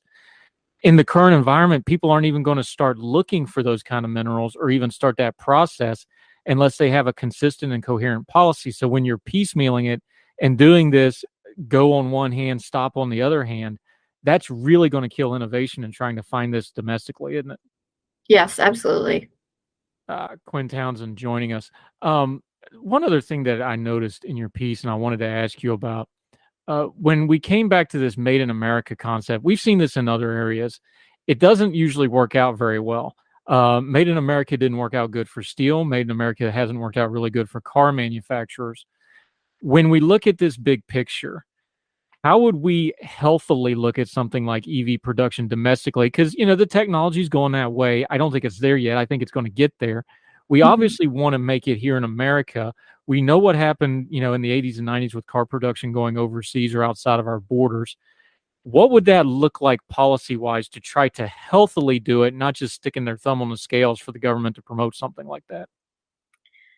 Yeah, I think broadly speaking, the solution is for policymakers to step out of the way. There's so many innovators and entrepreneurs in the United States that know way more about electrical vehicles than me or any politician.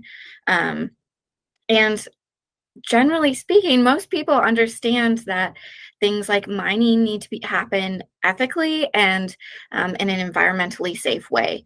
So there do obviously need to be environmental guardrails around something like approving a new mine.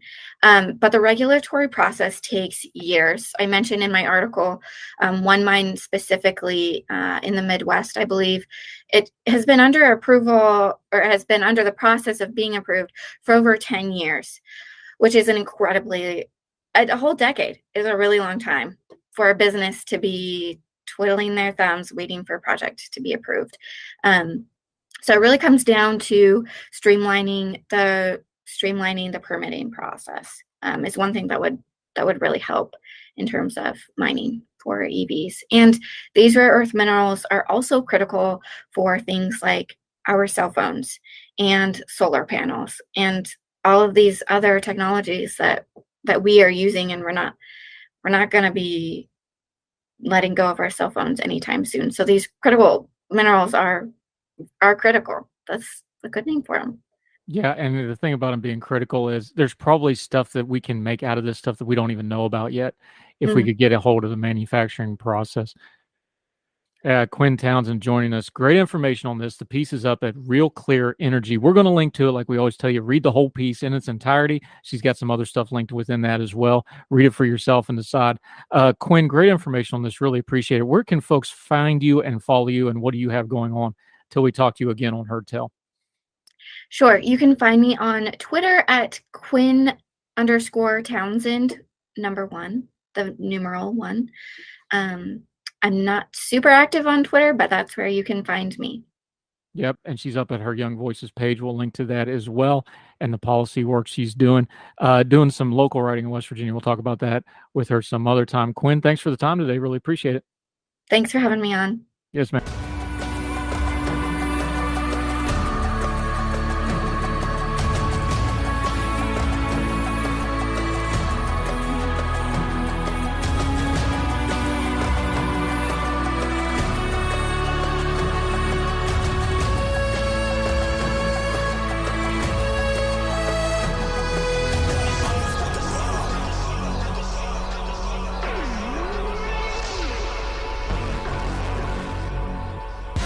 Okay, let's go back overseas.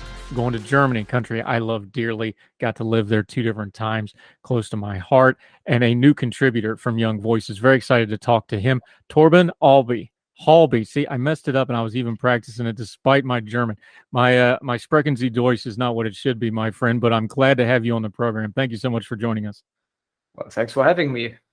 Thank you, sir.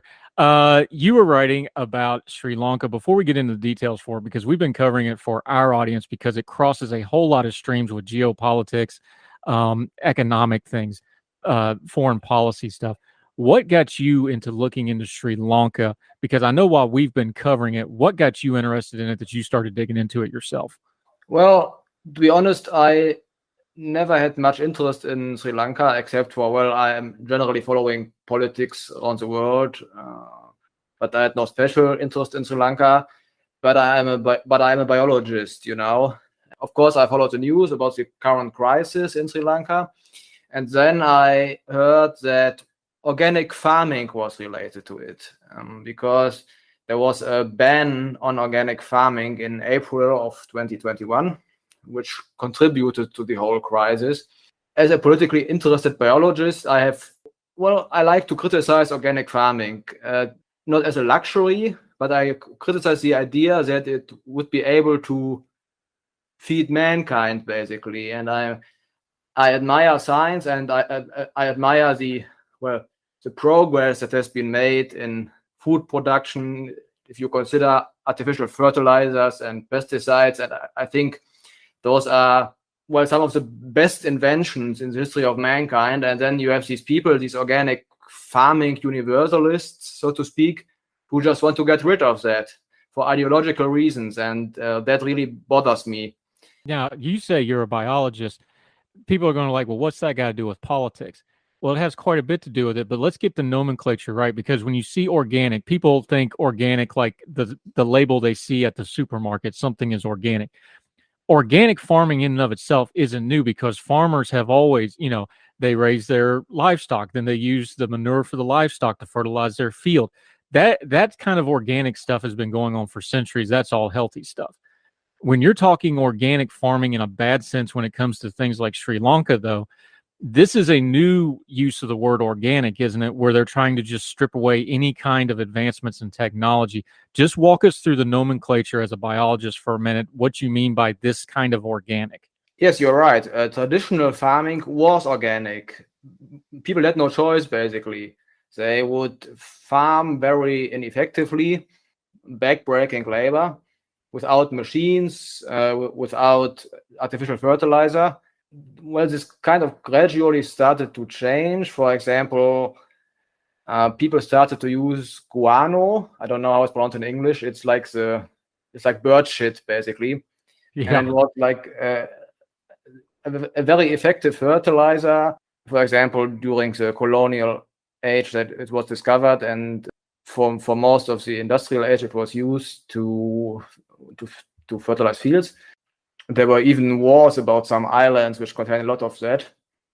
But then there was a German chemist, Fritz Haber, developed an amazing method to get nitrogen out of the air. As you know, nitrogen is the main constituent of air, but it's molecular nitrogen, N2, which is not very reactive. And then he figured out a method to combine it with hydrogen to produce ammonium in the end, which you can use to fertilize. And this changed everything, and well, it helped to even sustain the population in the world that we have today. And of course, the other important development were pesticides. Before pesticides, you would have farmers used to do it by hand, but eventually you would have machines to do it. Pesticides kind of do away with that need to put that much labor into getting rid of all those harmful other plants which would compete with your food plants. Yeah, and basically what they did was, when you can fertilize and you cut down on pesticides, which cuts down, you're increasing the yield exponentially. People can grow a lot more crops, and they can do it more sustainably, and they can get more. They're going to know what they're going to get out of each crop, that sort of thing. So fast forward to Sri Lanka. The government in Sri Lanka in 2021 starts cracking down on organic farming. Now, this is a country that's already impoverished to start with. But when they started to crack down on this organic farming, and again, not natural farming or cyclical farming, we call it in English. I don't know what they call it in Europe, but I can smell the smell right now driving through the German countryside. They still organically fertilize in a lot of places. In Sri Lanka, the government started intervening and pushing for this new organic farming, they called it, where they didn't want the fertilizer and they didn't want the pesticide. What happened in Sri Lanka that started a lot of the tragedy that we're seeing now? Well, in Sri Lanka, they decided to do basically an overnight ban for the import of inorganic fertilizer as well as synthetic pesticides like glyphosate. So it was just banned, so people couldn't import it anymore. And for their farming, they had relied on that. This just destroyed farming, and it had an effect on rice farming, which is like the main food they grow there, but it also had an effect on tea farming, which they normally export, and which really contributes to the trade balance of Sri Lanka, because it's an important and expensive good that they export. So they, at the same time, reduce their ability to export, which plunged a lot of people into poverty. And they also were not able to grow enough food for their own population anymore, which they then had to try and import.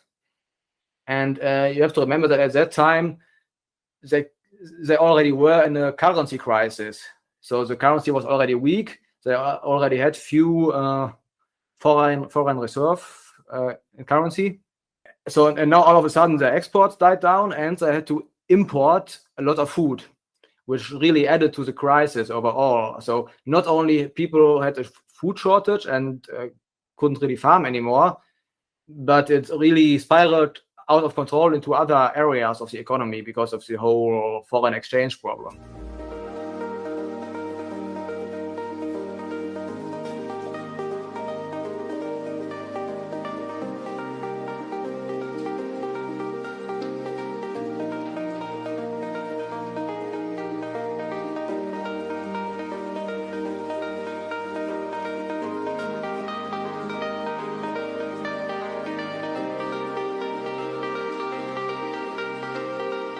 Because Sri Lanka, as we've been covering, they are down to almost no foreign currency reserves. This is an island nation.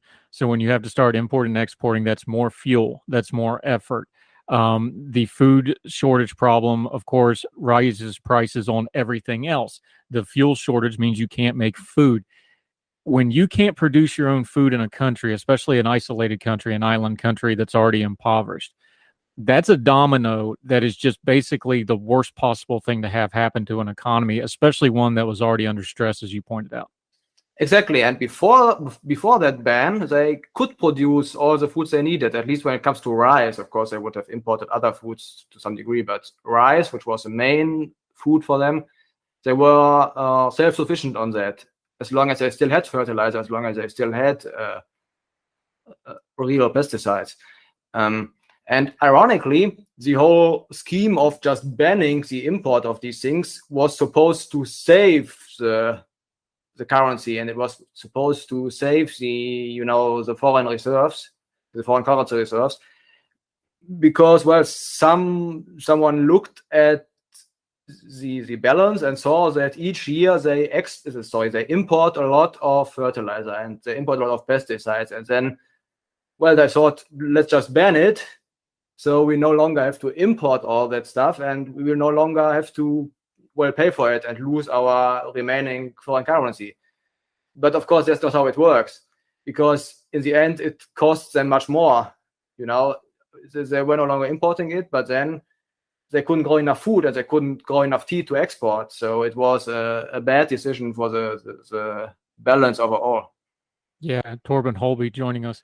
And the thing about this is we know that the current government, well, the now ex-government, because they've had to flee, the government in Sri Lanka had a lot of issues. They had some nepotism, they had incompetence, they had corruption. But the international community, there was a lot of cheerleading for this rule when it first came into place, wasn't it? Yes. If we talk about organic farming, and I don't mean organic farming in the sense that, some wealthy people just buy it as a luxury. This is just a market, I would say. I'm not talking about organic farming as a universal idea where people want to turn all farming organic. And there are some scholars and activists around the world, many in the West, but also in other countries, who, well, they think it would be a really good idea to just scrap conventional farming entirely. And they're lobbying for this in different ways. In the West, politics is quite complex, and a lot of interest groups have some interaction. So you couldn't just ban organic farming overnight.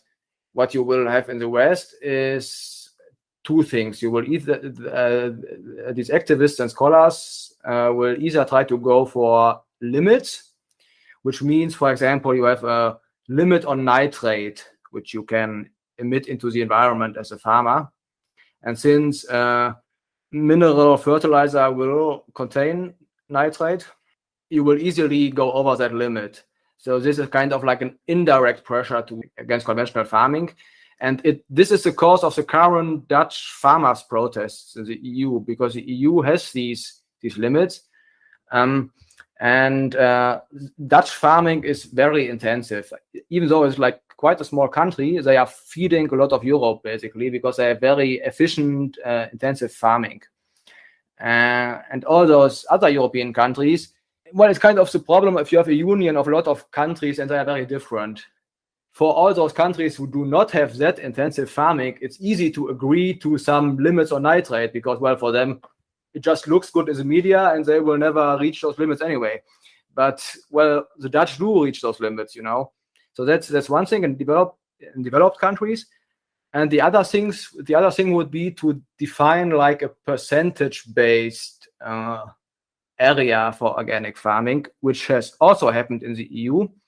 There's a EU strategy to turn 20% of the entire farmland in the EU to organic farming in the next few years. So again, this is not considering the market. It's just like a political directive, which people, because of some lobbyists, have implemented. But in the West, you will still have farmers associations and other lobbies who work against this. So you will not get 100%, which is good. 20% enforced, 20% is bad, but it's still better than 100%. While in developing countries, if you are such a lobbyist and you somehow manage to influence, for example, in Sri Lanka, the ruling family, so to speak, you can go for crazy things like 100% overnight. And that was what really happened in Sri Lanka was, even if you were going to do this, farmers plan way ahead of time. They're planning 2 or 3 seasons ahead of time. They're, right now we're into the fall. They've already planned for the winter. They're already working on spring and next year's, but because they're always working ahead. Your background is in biology. What kind of an effect to the practical farming is it when you just get a rule out of the clear blue sky that is immediately implemented like this? It's the worst case scenario, and it's absolutely impossible for the farmers because they've already got their crops in for not only this season, but probably next season. They're stored up for the winter, whatever the seasons are down there. This is a devastating thing to just spring on an industry like farming without any warning whatsoever, isn't it? Yes, of course, especially if you consider that Sri Lanka is a quite poor country. What happened in Sri Lanka was that large parts of the farmlands went unused even because farmers didn't know how to deal with it. Nearly a third of agricultural land remained unused in 2021. And rice production fell by 20%. Yeah, that's what happens. Yeah, I don't think even the Soviets were able to do that fast back in the day. Torben Halbe joining us. I'm going to keep working on his name. I'm going to get it right, I promise. He's got another example in the piece from neighboring to Sri Lanka over in India. We're going to talk about that real quick. Continue to talk about the organic mission, kind of where the politics and the practical aren't matching up. Our friend Torben Halbe over in Germany will continue on Her Tell right after this.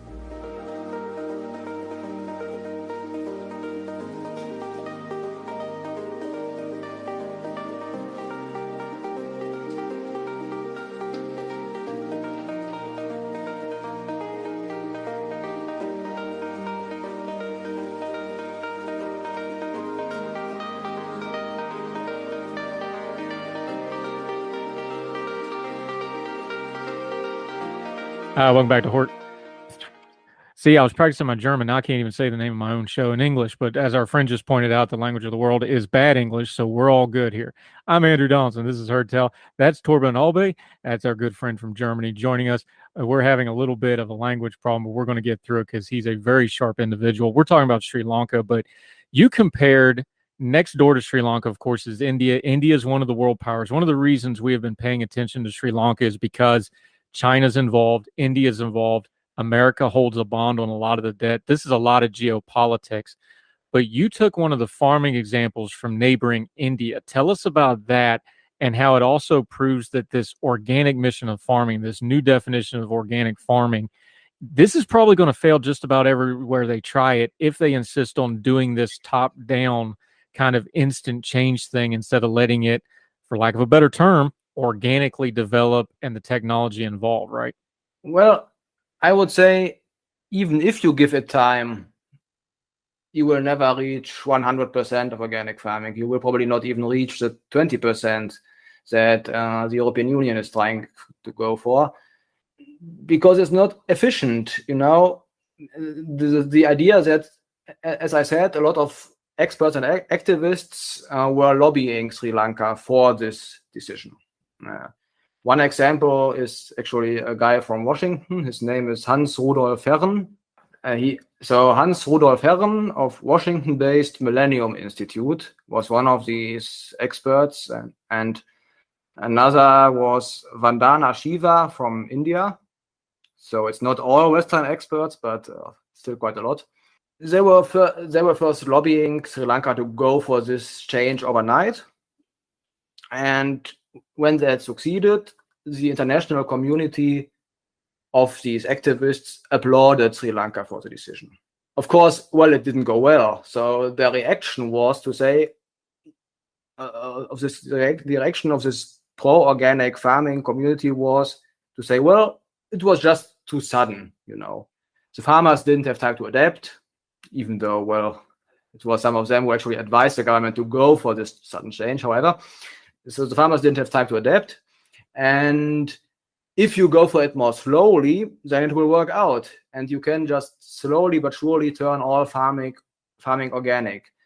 But you mentioned India, and there is a state in India which is called Sikkim.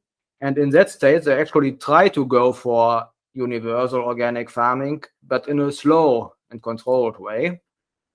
And it still turned out bad. What happened in Sikkim was, so they began the organic mission, as they called it, in 2003. And then only 13 years later, in 2016, they declared it to be fully organic. And this was a law. So all farmers were strictly forbidden to use synthetic pesticides and chemical fertilizers. It didn't turn out well, even though there had been many years to adapt, because, well, in the same year, 2016, some researchers declared Sikkim food deficient. They said that organic farming, can only provide 30% of the population's needs. And, well, the other 70% of food had to be imported. So they started to import a non-organic food from neighboring Indian states, which is a pattern which we will continue to see. For example, the same thing happened in Bhutan, which is another state in the region which also tried to go for 100% organic farming.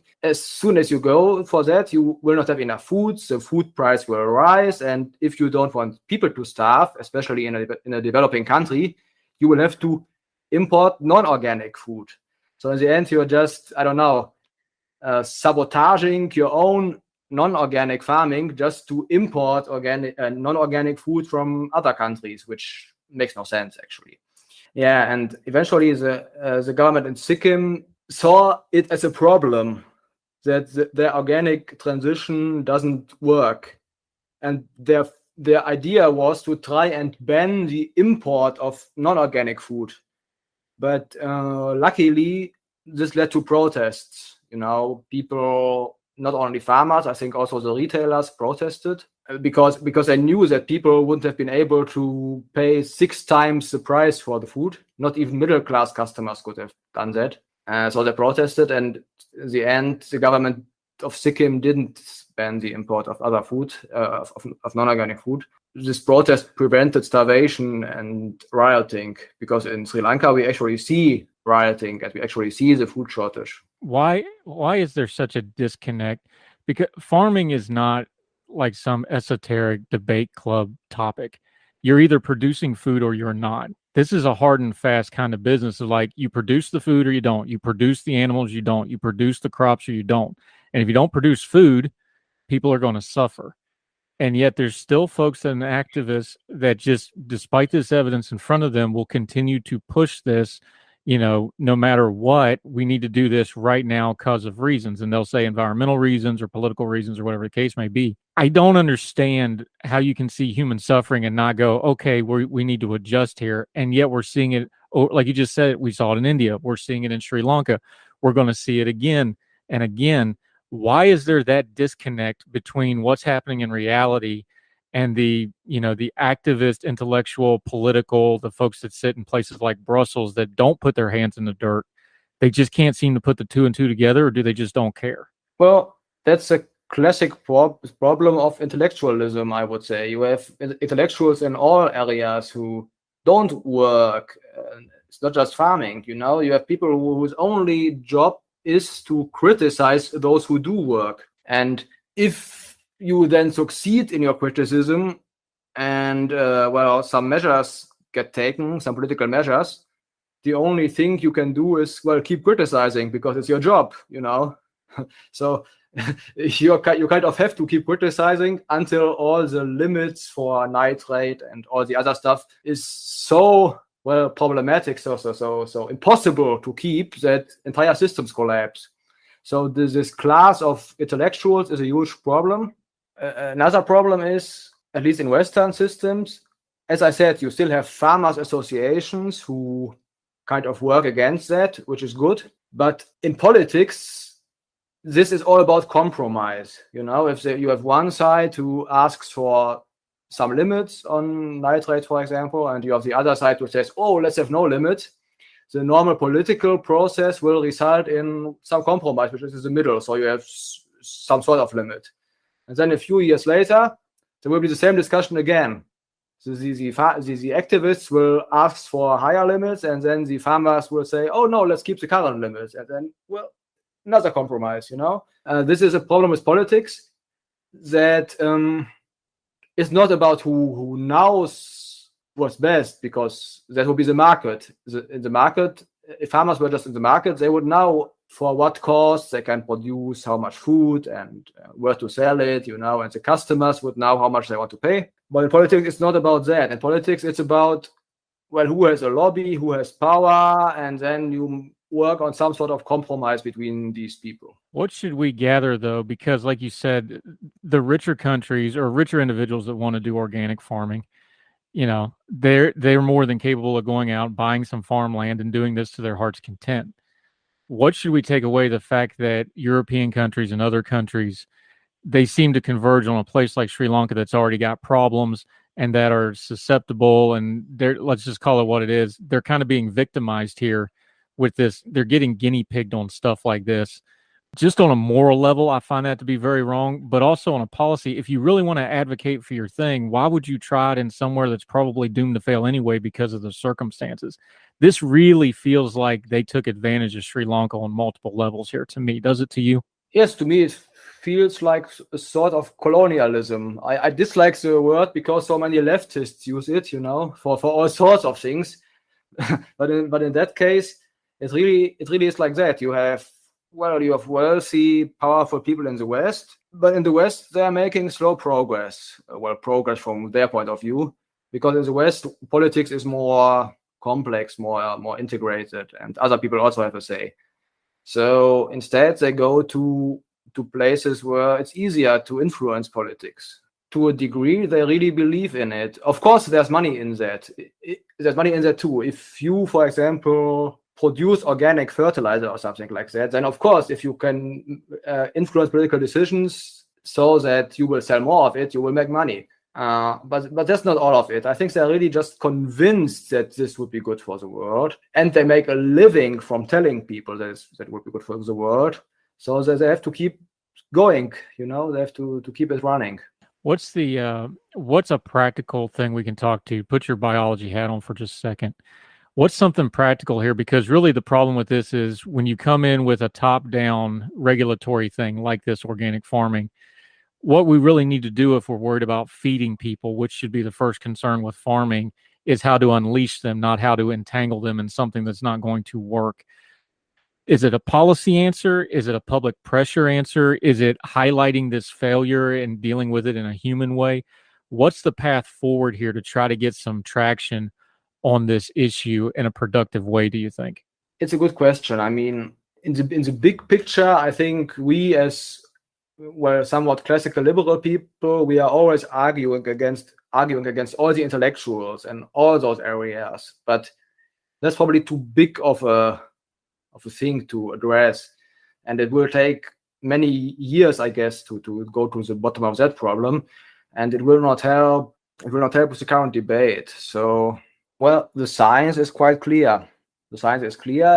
Plants will need nutrients, and if you don't get those nutrients to them in an efficient way, they will not grow as efficiently. Same for pesticides. If your plants are always beset by some sort of insect or whatever, that will take away from the total nutrition this plant can provide, and it might even kill the plant. You can also look at history. You can see how in the past, from the same field, people were able to get far less food than they can now. And if you look at European history, you will see a lot of episodes where there was starvation because the harvest failed, and these are things that we no longer have because of fertilizer and because of pesticides, because of progress, technological progress. This is one argument that I would make, but to some degree, the whole culture of arguing is intellectual in itself. You know what I mean? It's always about, this notion that you could come up with some solution to very complex problems, that you could come up with some solutions in some sort of abstract level where some smart people discuss. While I think in truth, the solution is with the people on the ground, the people who do the farming, who have the practical experience. But they are not intellectuals. They will not join any discussions in any proper way. And even if they would, it's not some sort of information that you could put into words. The knowledge where to plant what and how to fertilize your field and all of that. It's not good for intellectual debate.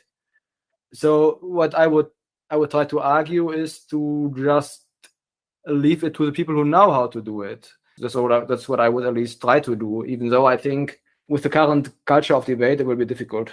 Leave it to the people that know what they're doing is such a simple concept, and yet we develop entire political ideologies to make sure we don't do that very thing. Isn't that amazing? Humans are an amazing species because that's exactly what we do. Our friend Torben Halbe from over in Germany has been joining us. Fantastic conversation. We really appreciate your time today. Again, the suffering in Sri Lanka is horrible. Please make sure you keep up to date with what's going on with those folks. My friend, until we hear from you again, let folks know what you have going on, where they can follow you. We're going to link to your piece in Town Hall. Please read the whole thing in its entirety. We always tell folks, but let folks know where they can follow you and what you have going on until we talk to you again. Sure. You can follow me on Twitter. Yes, it's just Torben Halbe. Now that has been said so often, you can actually go for that. So my name is just Torben Halbe, without any spaces or anything.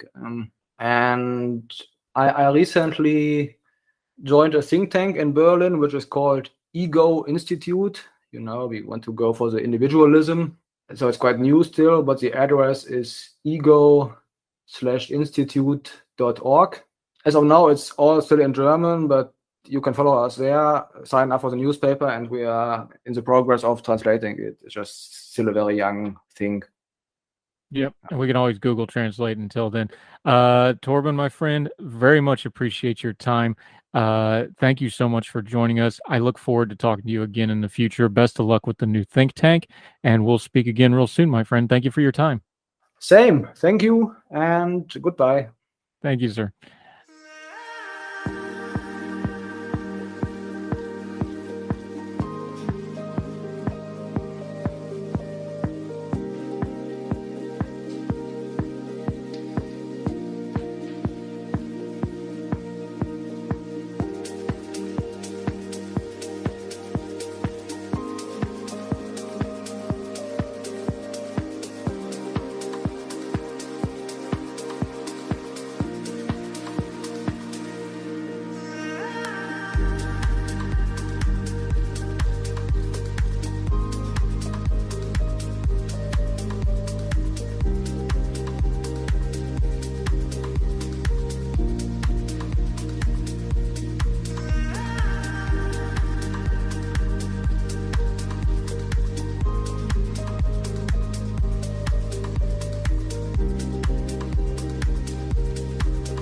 heard tell, our buddy Eric Garcia wrote a book on autism so good it is Mrs. Donaldson approved. That'd be my mother, longtime special education teacher.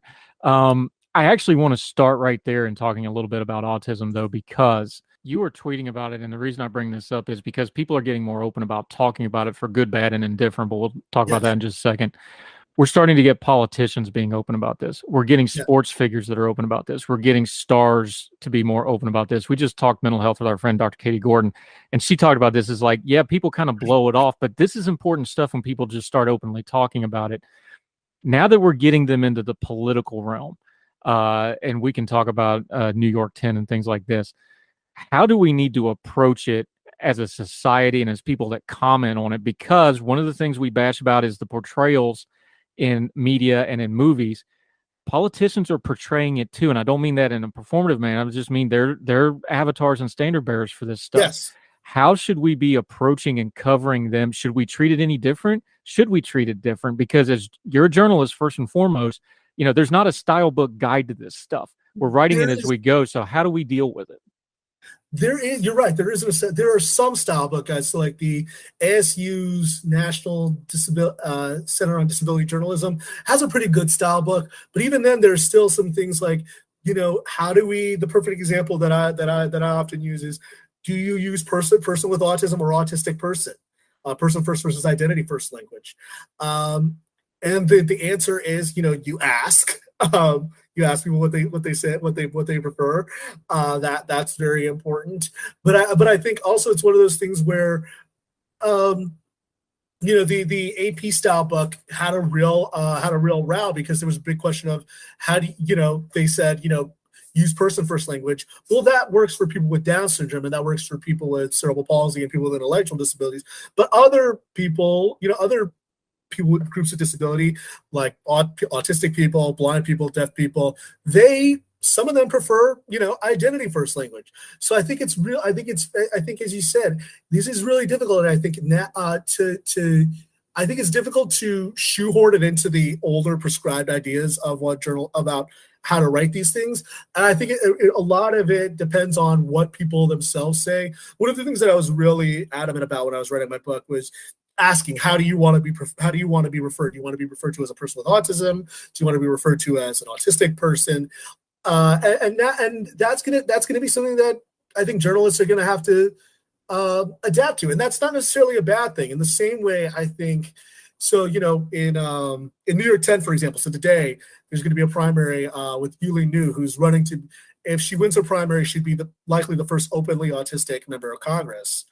And one of the things that I think that's interesting is that she said, for the longest time we've talked about, I think a lot of news outlets say, oh, people don't let their disability define them.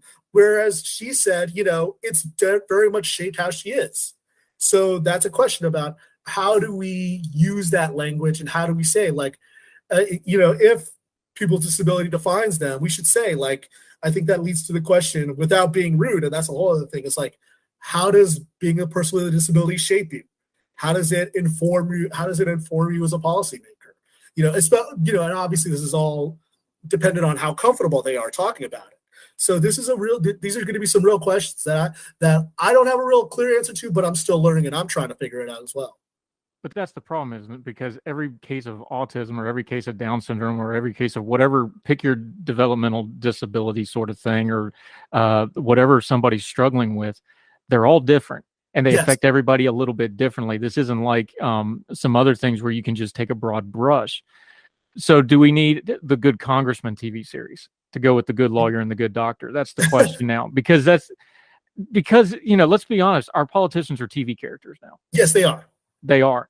So I'm being a little facetious there, but that's probably what somebody's going to come up with next. Is like, oh, well, we need to have the good president or the good. And I'm not knocking it because I actually like the Good Doctor. I think it's a good show. Yeah. But I'm not sure that that's going to be a scalable thing where we need to do it 4, 5, 6 times. You were tweeting about this. I'll ask you because you're in that community. I'm not. How does it land with you with portrayals like that? Because I understand it's artistic, so it's subjective. Yeah. Is it in the line of, oh, they're covering this good or they're exploiting it? That's a fine line. Where does it fall? It is a very fine line. I think the thing that I've always said is that, so as far as I can tell when I was writing the book, I tried to see if they had any autistic advisors. They do have some people with disabilities as advisors, but not specifically autistic. I've seen I've watched a few episodes of it. I haven't it's not it gets some things right, it gets some things wrong, I think. But I think more than anything, what I would like to see is more than just doing spin-offs of these shows. I think what I'd like to see is more stuff, more material created by autistic creators or autistic screenwriters. I do know of some people in Los Angeles who do work in the industry, and they really try hard to get their material in front of an executive or in front of Netflix or HBO Max or whatever, and then forget the fact that a lot of these streaming services are cutting right now. That's a whole other issue. But I think that one of the things that's difficult is creating an incentive for the entertainment industry to pick these things up and pick them up when they're created by people with disabilities. Or when they're even in front of the camera. I think, we saw this a little bit with Coda when it won the Academy Award for Best Picture. That was good, and from what I understand, I know people in the deaf community have mixed opinions about it, but they were happy that it got the funding, it got the promotion from Apple, it got the promotion, it had a whole PR campaign. What it's going to need, what this will need, what I think, it's not just about picking up these shows, it's about will networks or will, production companies, will they put the full force of their, PR and promotion machine into promoting this and saying that this is content worth watching.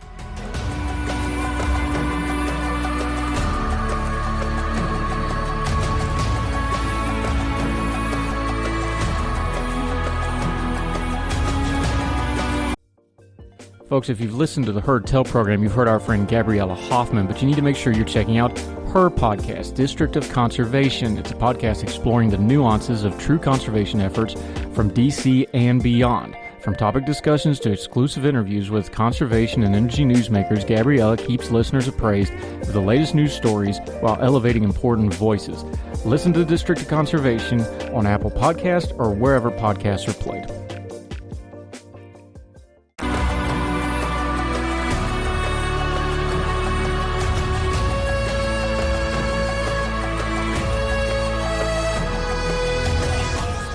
What do you do with a reality show like Love on the Spectrum? Because I know the household had it on the other day, and I was just watching it. I was walking back and forth because I have an open house. If this is just my opinion, I'm not knocking anybody involved. It just feels intrusive to me. Stuff like that. Because it's interpersonal relationships. I get it. It's like, oh, they can have love. Like, look, I'm all for it. Again, my mom was a special ed teacher. I grew up surrounded by kids with what we now call autism. They didn't know that back in the 80s so much. Kids with Down syndrome. And you got to understand how special education worked back then. My mom would have these kids in high school level for 7, 8, 9 years usually. So you really developed a relationship with these, the Shane Cogers of the world, who I can still hear his voice to this day, who's still alive, by the way, doing well. It feels invasive to me because I grew up around those kinds of folks, and I knew them, and they were my friends, and I love them and I care about them. That kind of stuff feels intrusive to me. I understand you want to portray them as just, hey, they're doing these normal things. It feels like very Discovery Channel-ish.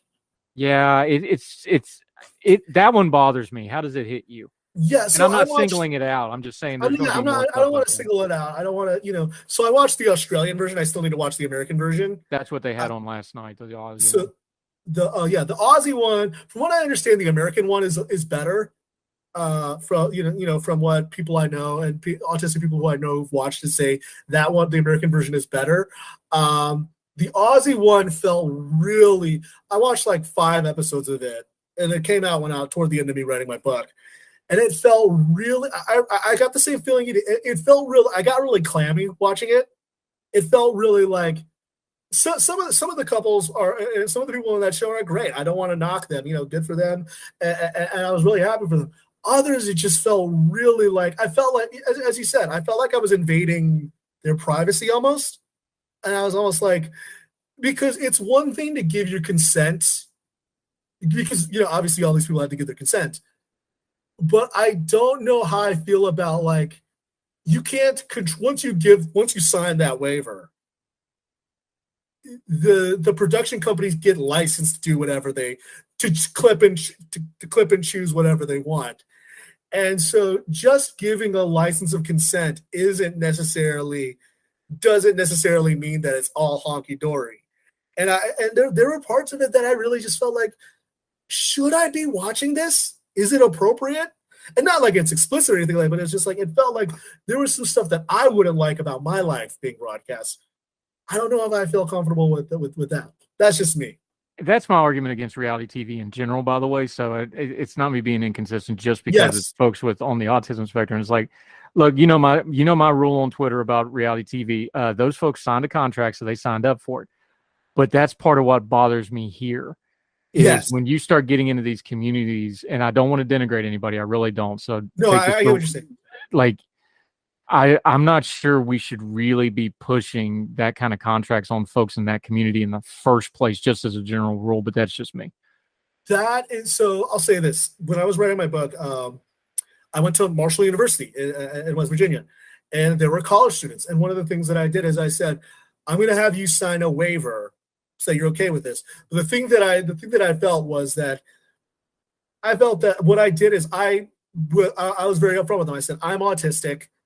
And I want to make sure that I get this right. So if I have any questions, I'll reach out to you, because I didn't want to do that. And there was another time, there was another person who I interviewed, not at Marshall, but somewhere else. Really important story that I really wanted to include in the book. But there was just something about the stuff that he told me about his personal life. And I just felt really, really like I made this phone call literally like days before I turned in the manuscript. And I said, I want to make sure you're okay with this because you have to live with this. I don't. And then he said, no, can you please take it out? And it sucked because I thought that his stuff was really important. But at the end of the day, he has to live with it. I don't. And I think that the difference is who's behind the camera. If you have people who've been through similar experiences, or if you have autistic people who are advising or producing or things like that, that might lead to more sensitivity and recognition about like what's appropriate and what's not appropriate to show. And I think that is where I feel kind of uncomfortable, is that because if you don't have that cultural knowledge, then you might not know what's appropriate to include and what's not appropriate to. That's just me. It's one guy's opinion. I'm not saying, I'm not saying that my word is gospel.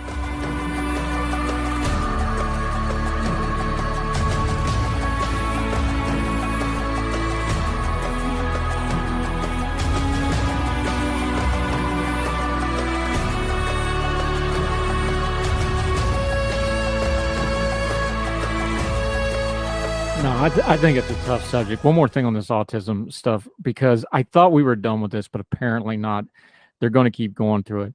For folks that don't know, because I'm old enough to remember when we did this in the early 2000s, the late 90s, especially in the early 2000s, right when the internet came along, of course, that's when this mess started.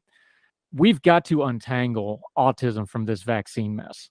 Yes. We've just got to, because we're going to get people killed with this nonsense. I usually try to be nonsense, but I've just had it with this. I've lost my patience now that we're seeing polio in New York. One of the greatest achievements in human history, literally one of the greatest achievements in human history, was defeating polio. Coming up with and it was a mess. They accidentally put the live virus in. Eisenhower had to go on TV, one of the first TV addresses, and be like, no, the vaccine's safe. People don't understand what an achievement it was. We defeated polio. It was gone. And now it's back out of our own ignorance, and we're using autism as an excuse to do it. I have no patience for this. You speak on it. How do you think I feel? I am just so livid because this is the real. Okay, now you got me on my soapbox. This is the reason why it gets me so upset. Is because it treats autism as a problem, and it treats autistic people as a problem to be fixed. And then what it does is it puts the blame on parents. Because what it says is it's your fault your child is autistic because you got your kid the shots. They then place the blame on the doctors. And we spend all this time blaming everybody for the kid being autistic when that does nothing to help autistic people in school. That does nothing. We're not spending. We still do not have enough funding for home care. There was this great series of articles. I'm sure you saw me tweeting about it in the Houston Chronicle about the wait lists in Texas for autistic kids waiting to get their services through Medicaid. It does nothing to ameliorate the fact that people on SSI have to live in poverty. It does. By focusing on this, we're getting people killed because we're not focusing on polio, and we are not actually focusing on autistic people's lives. And then we are. This is just again. Now you got me all hopped up. It makes me mad because I think about this one kid I interviewed. Now they're an adult, so I don't want to call them a kid, but they're their name's Aaron Starr. And their mom believed the horse hockey about vaccines and autism, and their mom blamed themselves for it. And instead of spending time focusing on how to help their kid live a fulfilling life, helping them make sure that they graduate from college and live a good life, all that, they spent all this time blaming themselves. It is just the most infuriating thing, and it makes lasers shoot out of my eyes. So anyway, rant over. No, but that's why I think people need to hear the rant. Because what happens is parents are susceptible. Parenting advice is a multi-billion-dollar industry in America. It is. You've worked in media for a while now. They openly talk like, what are we going to do with the mom demographic? That's a thing in media. It's absolutely a thing. And to use it exploitively towards a group of people who have something that they didn't ask for, it's something that nature put in them. Yes. And to treat it like it's this disease to cure instead of something that we should be helping these people live with and become their best. I start thinking about you hit on one of my pet peeves right there. You talked about, the SSI payments. On one hand, we take away things like the sheltered workshop and giving them job skills. And on the other hand, we tell them like, oh, you can't work because you won't have your benefits anymore if you make money. This kind of double speak stuff, it all starts going together. It's like, oh, well, this vaccine causes autism. Well, autism is this, that, and the other. Oh, you can't work. We'll put you on government benefits, but we're not going to give you enough benefit. There's a lot of just double speak when it comes to autism and disabilities in general in America. Yes. And we've got to find some way to cut through the double speak. And some of it's because government bureaucracy that's built into the system. I get that. Yeah, exactly. But at some point, and that's why I loved your book so much, you just go talk to the people. You skip all the double speak. Yeah. And that's really the core of and I will pitch your book because it's that good, not just because you're a friend. That's the double speak that really hurts people that are trying to live with disabilities. Instead of giving them a hand up, you're giving them a hand up while you're holding them on the top of the head at the same time. And that's just infuriating. That is, it is. The thing that I say a lot of times is that I cannot imagine, so like I grew up in the 1990s when there wasn't when in some ways it was the best of times and there was the worst of times, because like it was great. It was bad because there was, I feel for my mom in a lot of ways because there just wasn't a lot of information at the time. But on the other hand, I'm also kind of grateful that we didn't have the internet, because that means that my mom wasn't subjected to a lot of quackery. I don't think I'm speaking out of turn when I say that. And as a result, I think I don't envy any parent as soon as they get the autism diagnosis for their kid. I don't, because immediately they are subjected to a deluge of misinformation and the right information wrong. And it's hard. I don't blame them for like not knowing what the right stuff to do is. I mean, I think I don't know if you saw that Stat News piece about like how a lot of private equity companies are getting involved in ABA. And like, that's another thing, because now you have people are making money off something, and there's an incentive to pressure parents into doing that. So there is so much misinformation, and it is endlessly frustrating because it doesn't actually address what they need. Just last month I was at a conference with a bunch of non-speaking autistic people, and their stories were all the same, which was for the longest time they went through a bunch of different treatments, a lot of different, quote unquote cures, or a lot of different therapies. And it wasn't until they got to, speech communication or keypads or what have you, that they decide that, their lives overnight got better. But it shouldn't take going through all those hoops to finally have the Paul going through the desert in Damascus moment, you know? Yeah, and it's amazing that the technology is running so far ahead of the policy. We talked about this when we did the long form podcast. Yes, One of the did. most listened ones we've ever had, by the way. Well done on that. Thank you. But that's because people want good information. They really do want the good information on this They stuff do. if you get it out there. But this is the thing, is the technology has run so far ahead, and especially autism stuff, both policy-wise and educational. We talked about it before. It really was organic and parent-driven because they just didn't have anywhere else to go. Yes. Our country deserves the government it gets, but these folks deserve a much better government than they're getting. And I'll just kind of leave it at that to end the rant on it. Eric Garcia, this is fantastic stuff. I could talk to you all day. That's why we have you back more and more. You do great work, my friend. Let folks know where they can follow you. Pitch the book. We're going to link to it. I'm going to send some stuff out on the book. Oh, We Are Not Broken. He's going to hold it up because he knows how to do a segment because he's a media professional. Look at that. Yeah. There you go. If you're watching on the YouTube. Go ahead, sir. We're Not Broken, Change the Autism Conversation. It is now officially out on paperback. It has a new afterword about vaccines, stuff we were talking about the panic about it, how the autism vaccine panic gave rise to the coronavirus vaccine panic, and so much more. It is now available wherever you can get fine books. And I always love coming back here because you actually know what you're talking about. You actually take the time to do the work. So I always love coming on here. I appreciate that. You steer me some other folks too, which I really appreciate. Love talking to you, my friend. The book is important. Maybe the sequel on vaccines might want to kick that idea around. That'll sell to somebody. My friend, I appreciate you as a friend. I really appreciate the work you do. We'll do this again real soon, my friend. Eric Garcia, you're great, my friend. Thank you, my friend.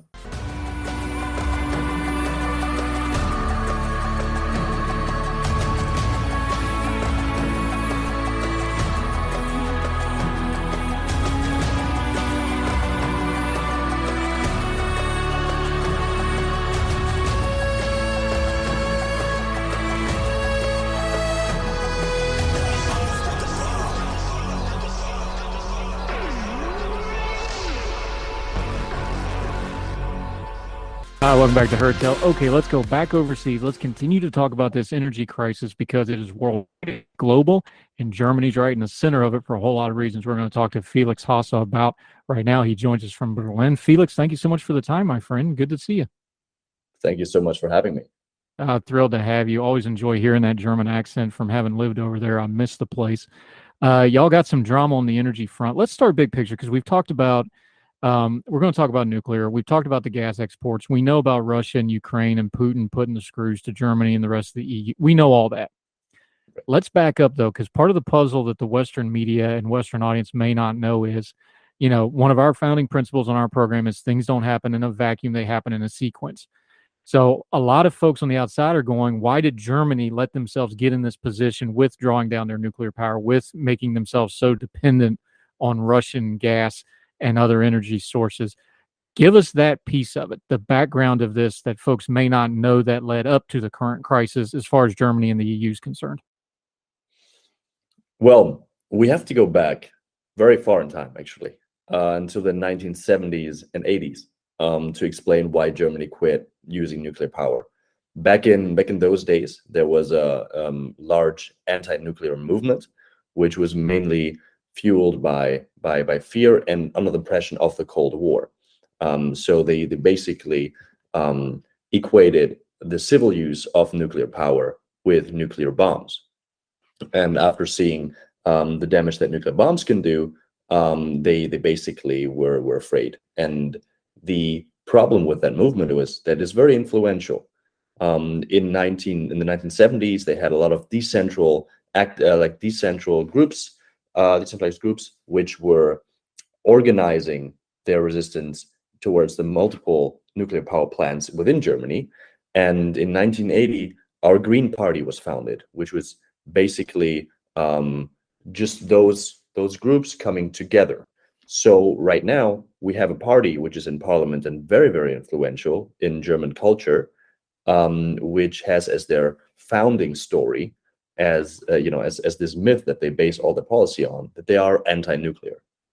And I alluded to that they're very influential in politics, in parliament, but also in media, mainly in the public broadcasting, which we have right now, and almost in any facet of a society.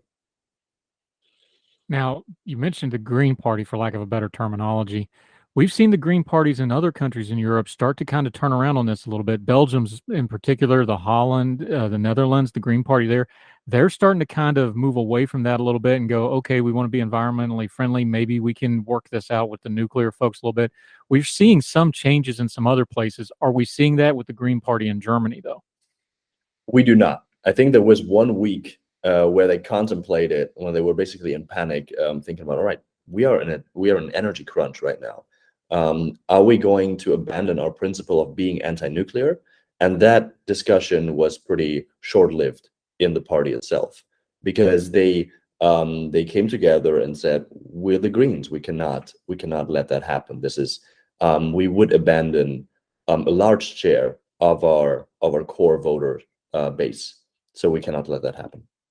Now, the Western perception of Germany, of course, longtime allies of America, friends of America, the perception is everybody thinks of the German people as being practical. Of course, the manufacturing base, very industrial, very forward thinking, and how to get things done. That's sort of a stereotype of the German people. Why is it nuclear is such a bugaboo to the folks, especially the Green Party folks? You mentioned it a little bit, the thing from the 70s, but we're 2 generations from that. Is it just repeated so much that people believe it? Or is it just ingrained in folks? Or is there something in this new wave of these new Green Party? I'm talking to people like 20 to 40, the newer generation of them. Is it just habit, or is it something else going on that we're not really aware of? I would say, on one hand, it's habit. On one hand, it's definitely habit. Over those years, when we just for context, we phased out our nuclear. We made the decision to phase out our nuclear plants in 2011. So up until this point, nuclear power was running very smoothly, and nobody really worried about it. We did that under the impression of Fukushima, but under the surface, the anti-nuclear and the nuclear skepticism had been growing since the 70s and 80s. And you said that Germany is always seen as this very efficient, non-emotional approach to doing business and doing industry and producing. However, there's a slight caveat to that. I think that after the Second World War, we never really had any drastic disruptive innovation coming up. Basically, also not even like going back even earlier than that.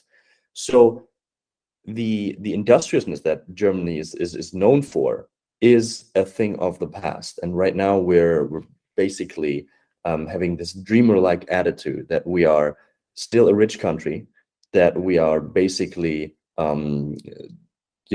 just feeding off of the innovation that we did roughly 100 years ago. And when you're in a country which does not realize why it is rich, then you end up with policies which basically go against what made us rich. For example, cheap energy, and that nuclear comes with that.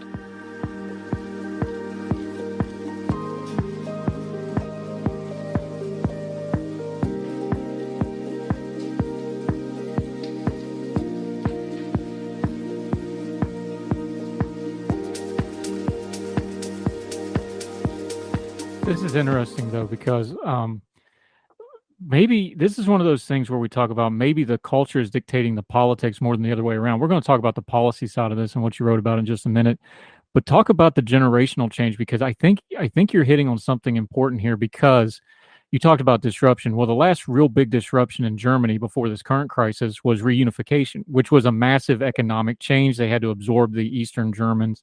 That was the same time the U.S. did massive drawdowns, which changed their economic situation. That was a big period of change in Germany. But we're over a generation away from that now. So this new generation is probably not really thinking of those things. They really haven't had a major economic disruption. The EU's ran pretty smoothly until this Putin invading Ukraine thing. They really kind of had a bit of a bubble of good times and good economy and things going well. Is that part of the problem here, is that culturally, this is kind of the first crisis for the current generation of a whole lot of Germans and a lot of the EU in general. I always say that Germany is too rich. Germany is too rich to appreciate freedom and prosperity and innovation. Right now, we are basically living off the the fruits of our previous decades and even centuries. We have had high energy prices, but we've been rich enough to basically not notice them. Obviously, the lower classes in our society have been struggling under the highest energy prices which are in the world right now. But the middle classes and the upper middle classes, who are overly represented in media and in culture, have not felt the pain. And now this has changed, right? This has changed since the invasion of Ukraine, and since the Russian gas is likely to be not flowing next winter. Yeah, and this is the core of this problem: is winter's coming, and there's nothing Yes. you're going to do to stop winter from coming. Are people cognizant of that? Is there a sense of urgency to do something about any of this? Now, we've seen a little bit of movement on the nuclear front. They've talked about, not shutting down what they haven't shut down yet, that sort of thing. But really, you talked about this.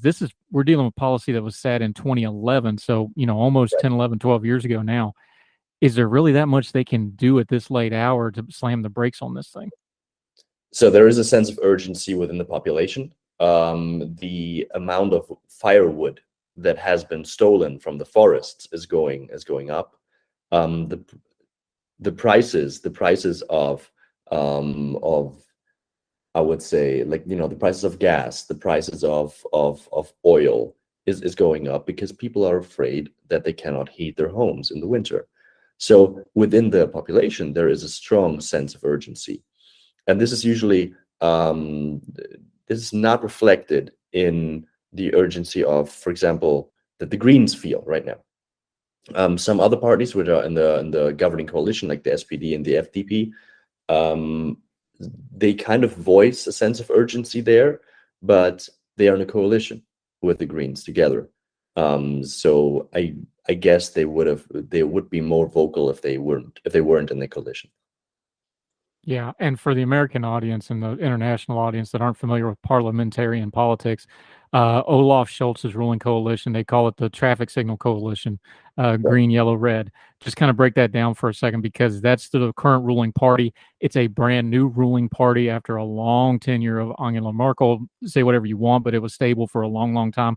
This is a lot of new on top of everything else, and that's part of this story as well, isn't it? Yes, for sure. It's a very novel way of doing politics in Germany. It's first and foremost, it's a three-party coalition, which is new on the federal level. We do have the majority within that coalition is the SPD, which is the Social Democrats.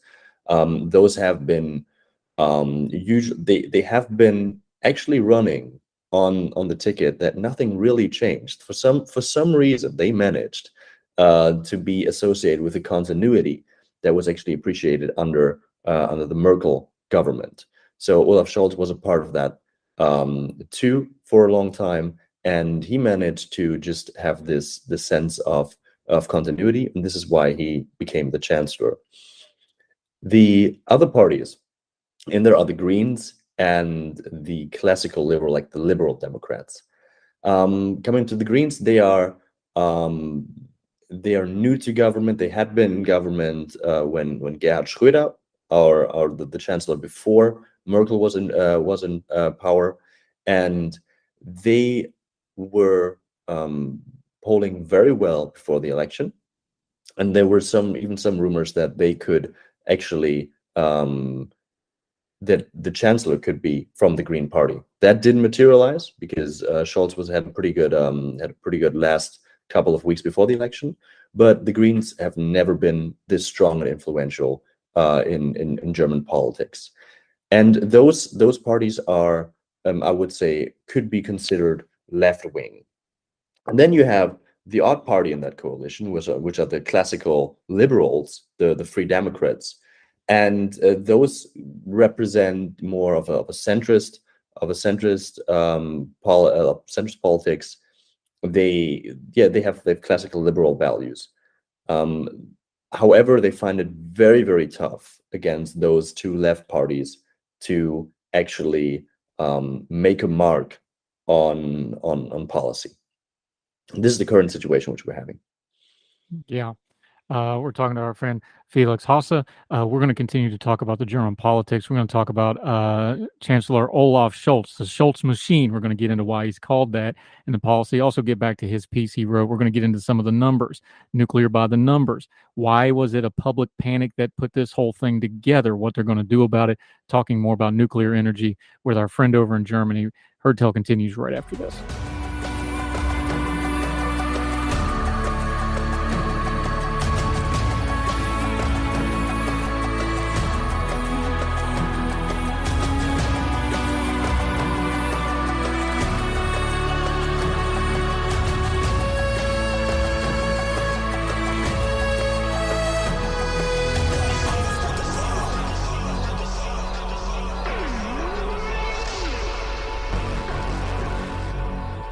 Welcome back to Herd Tell. Felix Hosse joining us from over in Berlin, talking a little energy, talking some nuclear.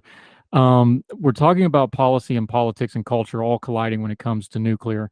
Anytime you have those three together, you need to go to leadership. The current leadership and Chancellor of Germany is Olaf Scholz. We talked about his party, but let's talk about the man for a minute.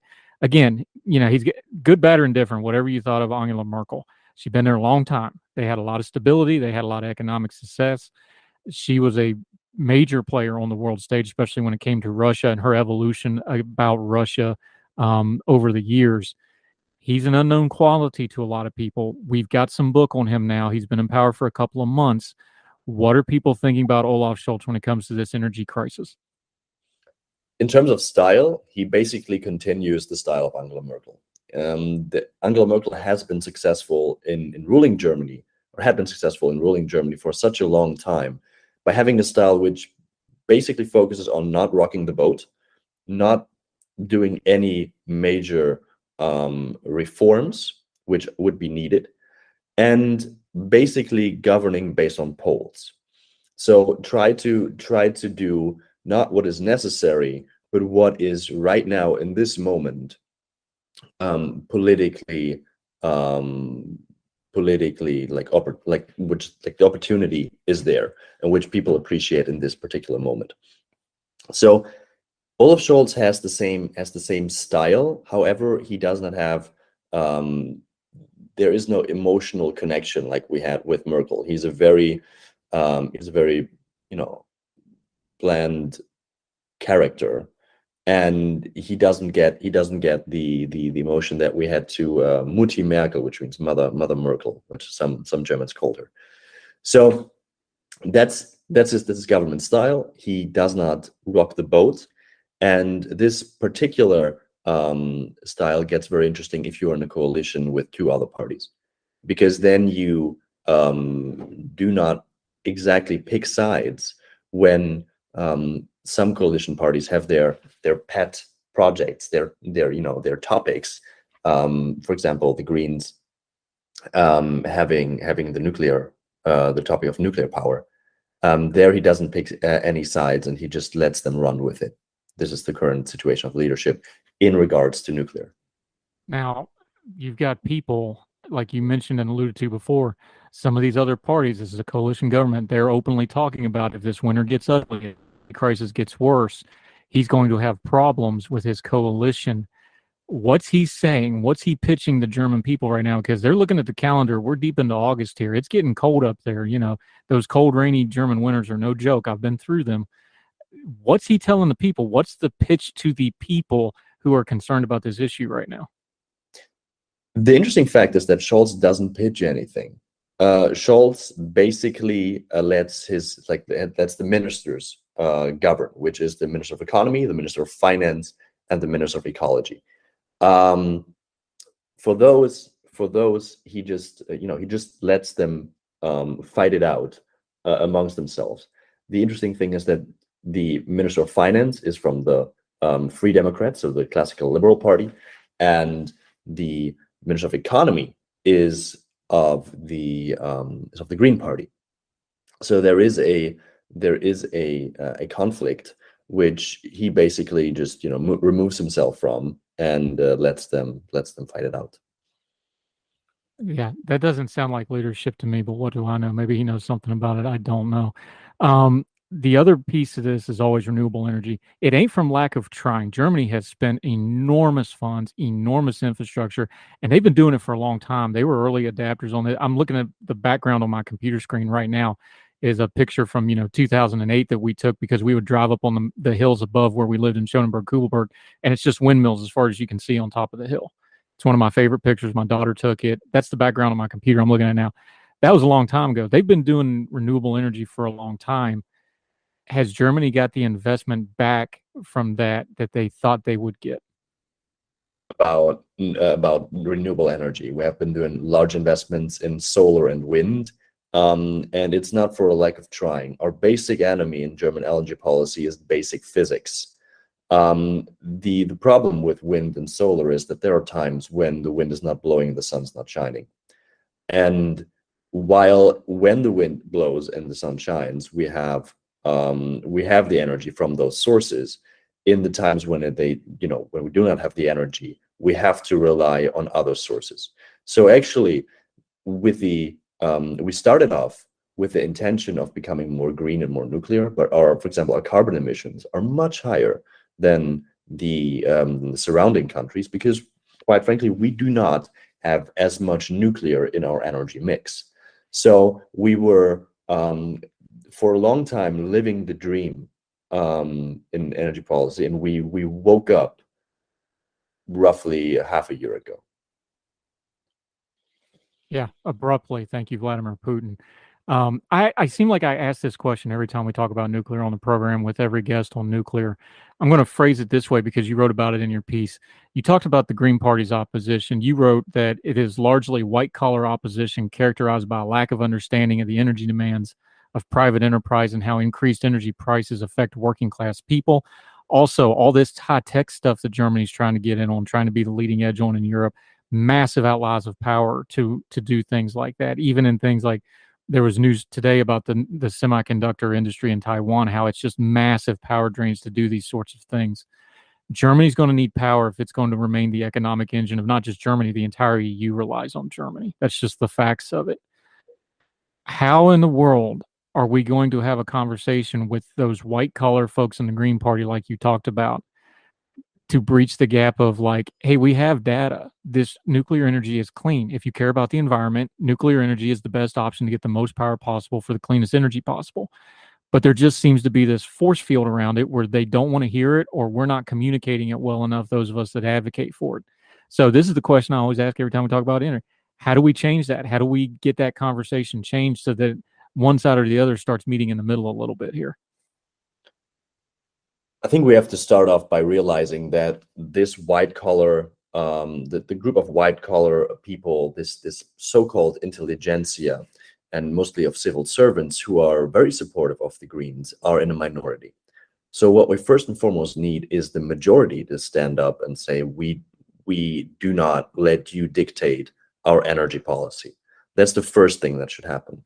The second thing is that they should get into a position where even they realize that energy is too expensive. And this will come in next winter. I guarantee you. The price increases are already very drastic and they're expected to be astronomical. So this is what needs to happen. And quite frankly, we need a lot of change coming from society. We need to point the finger exactly at who's responsible for this, which is the green mainstream currently.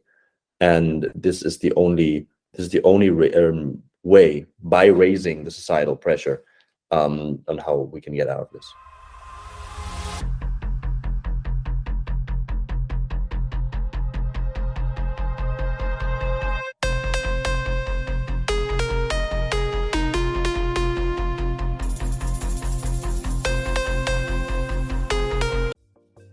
Folks, if you've listened to the Heard Tell program, you've heard our friend Gabriella Hoffman, but you need to make sure you're checking out her podcast, District of Conservation. It's a podcast exploring the nuances of true conservation efforts from DC and beyond. From topic discussions to exclusive interviews with conservation and energy newsmakers, Gabriella keeps listeners appraised of the latest news stories while elevating important voices.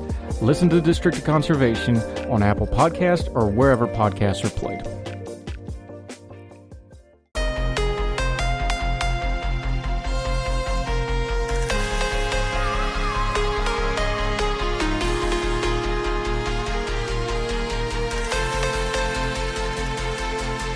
Yeah.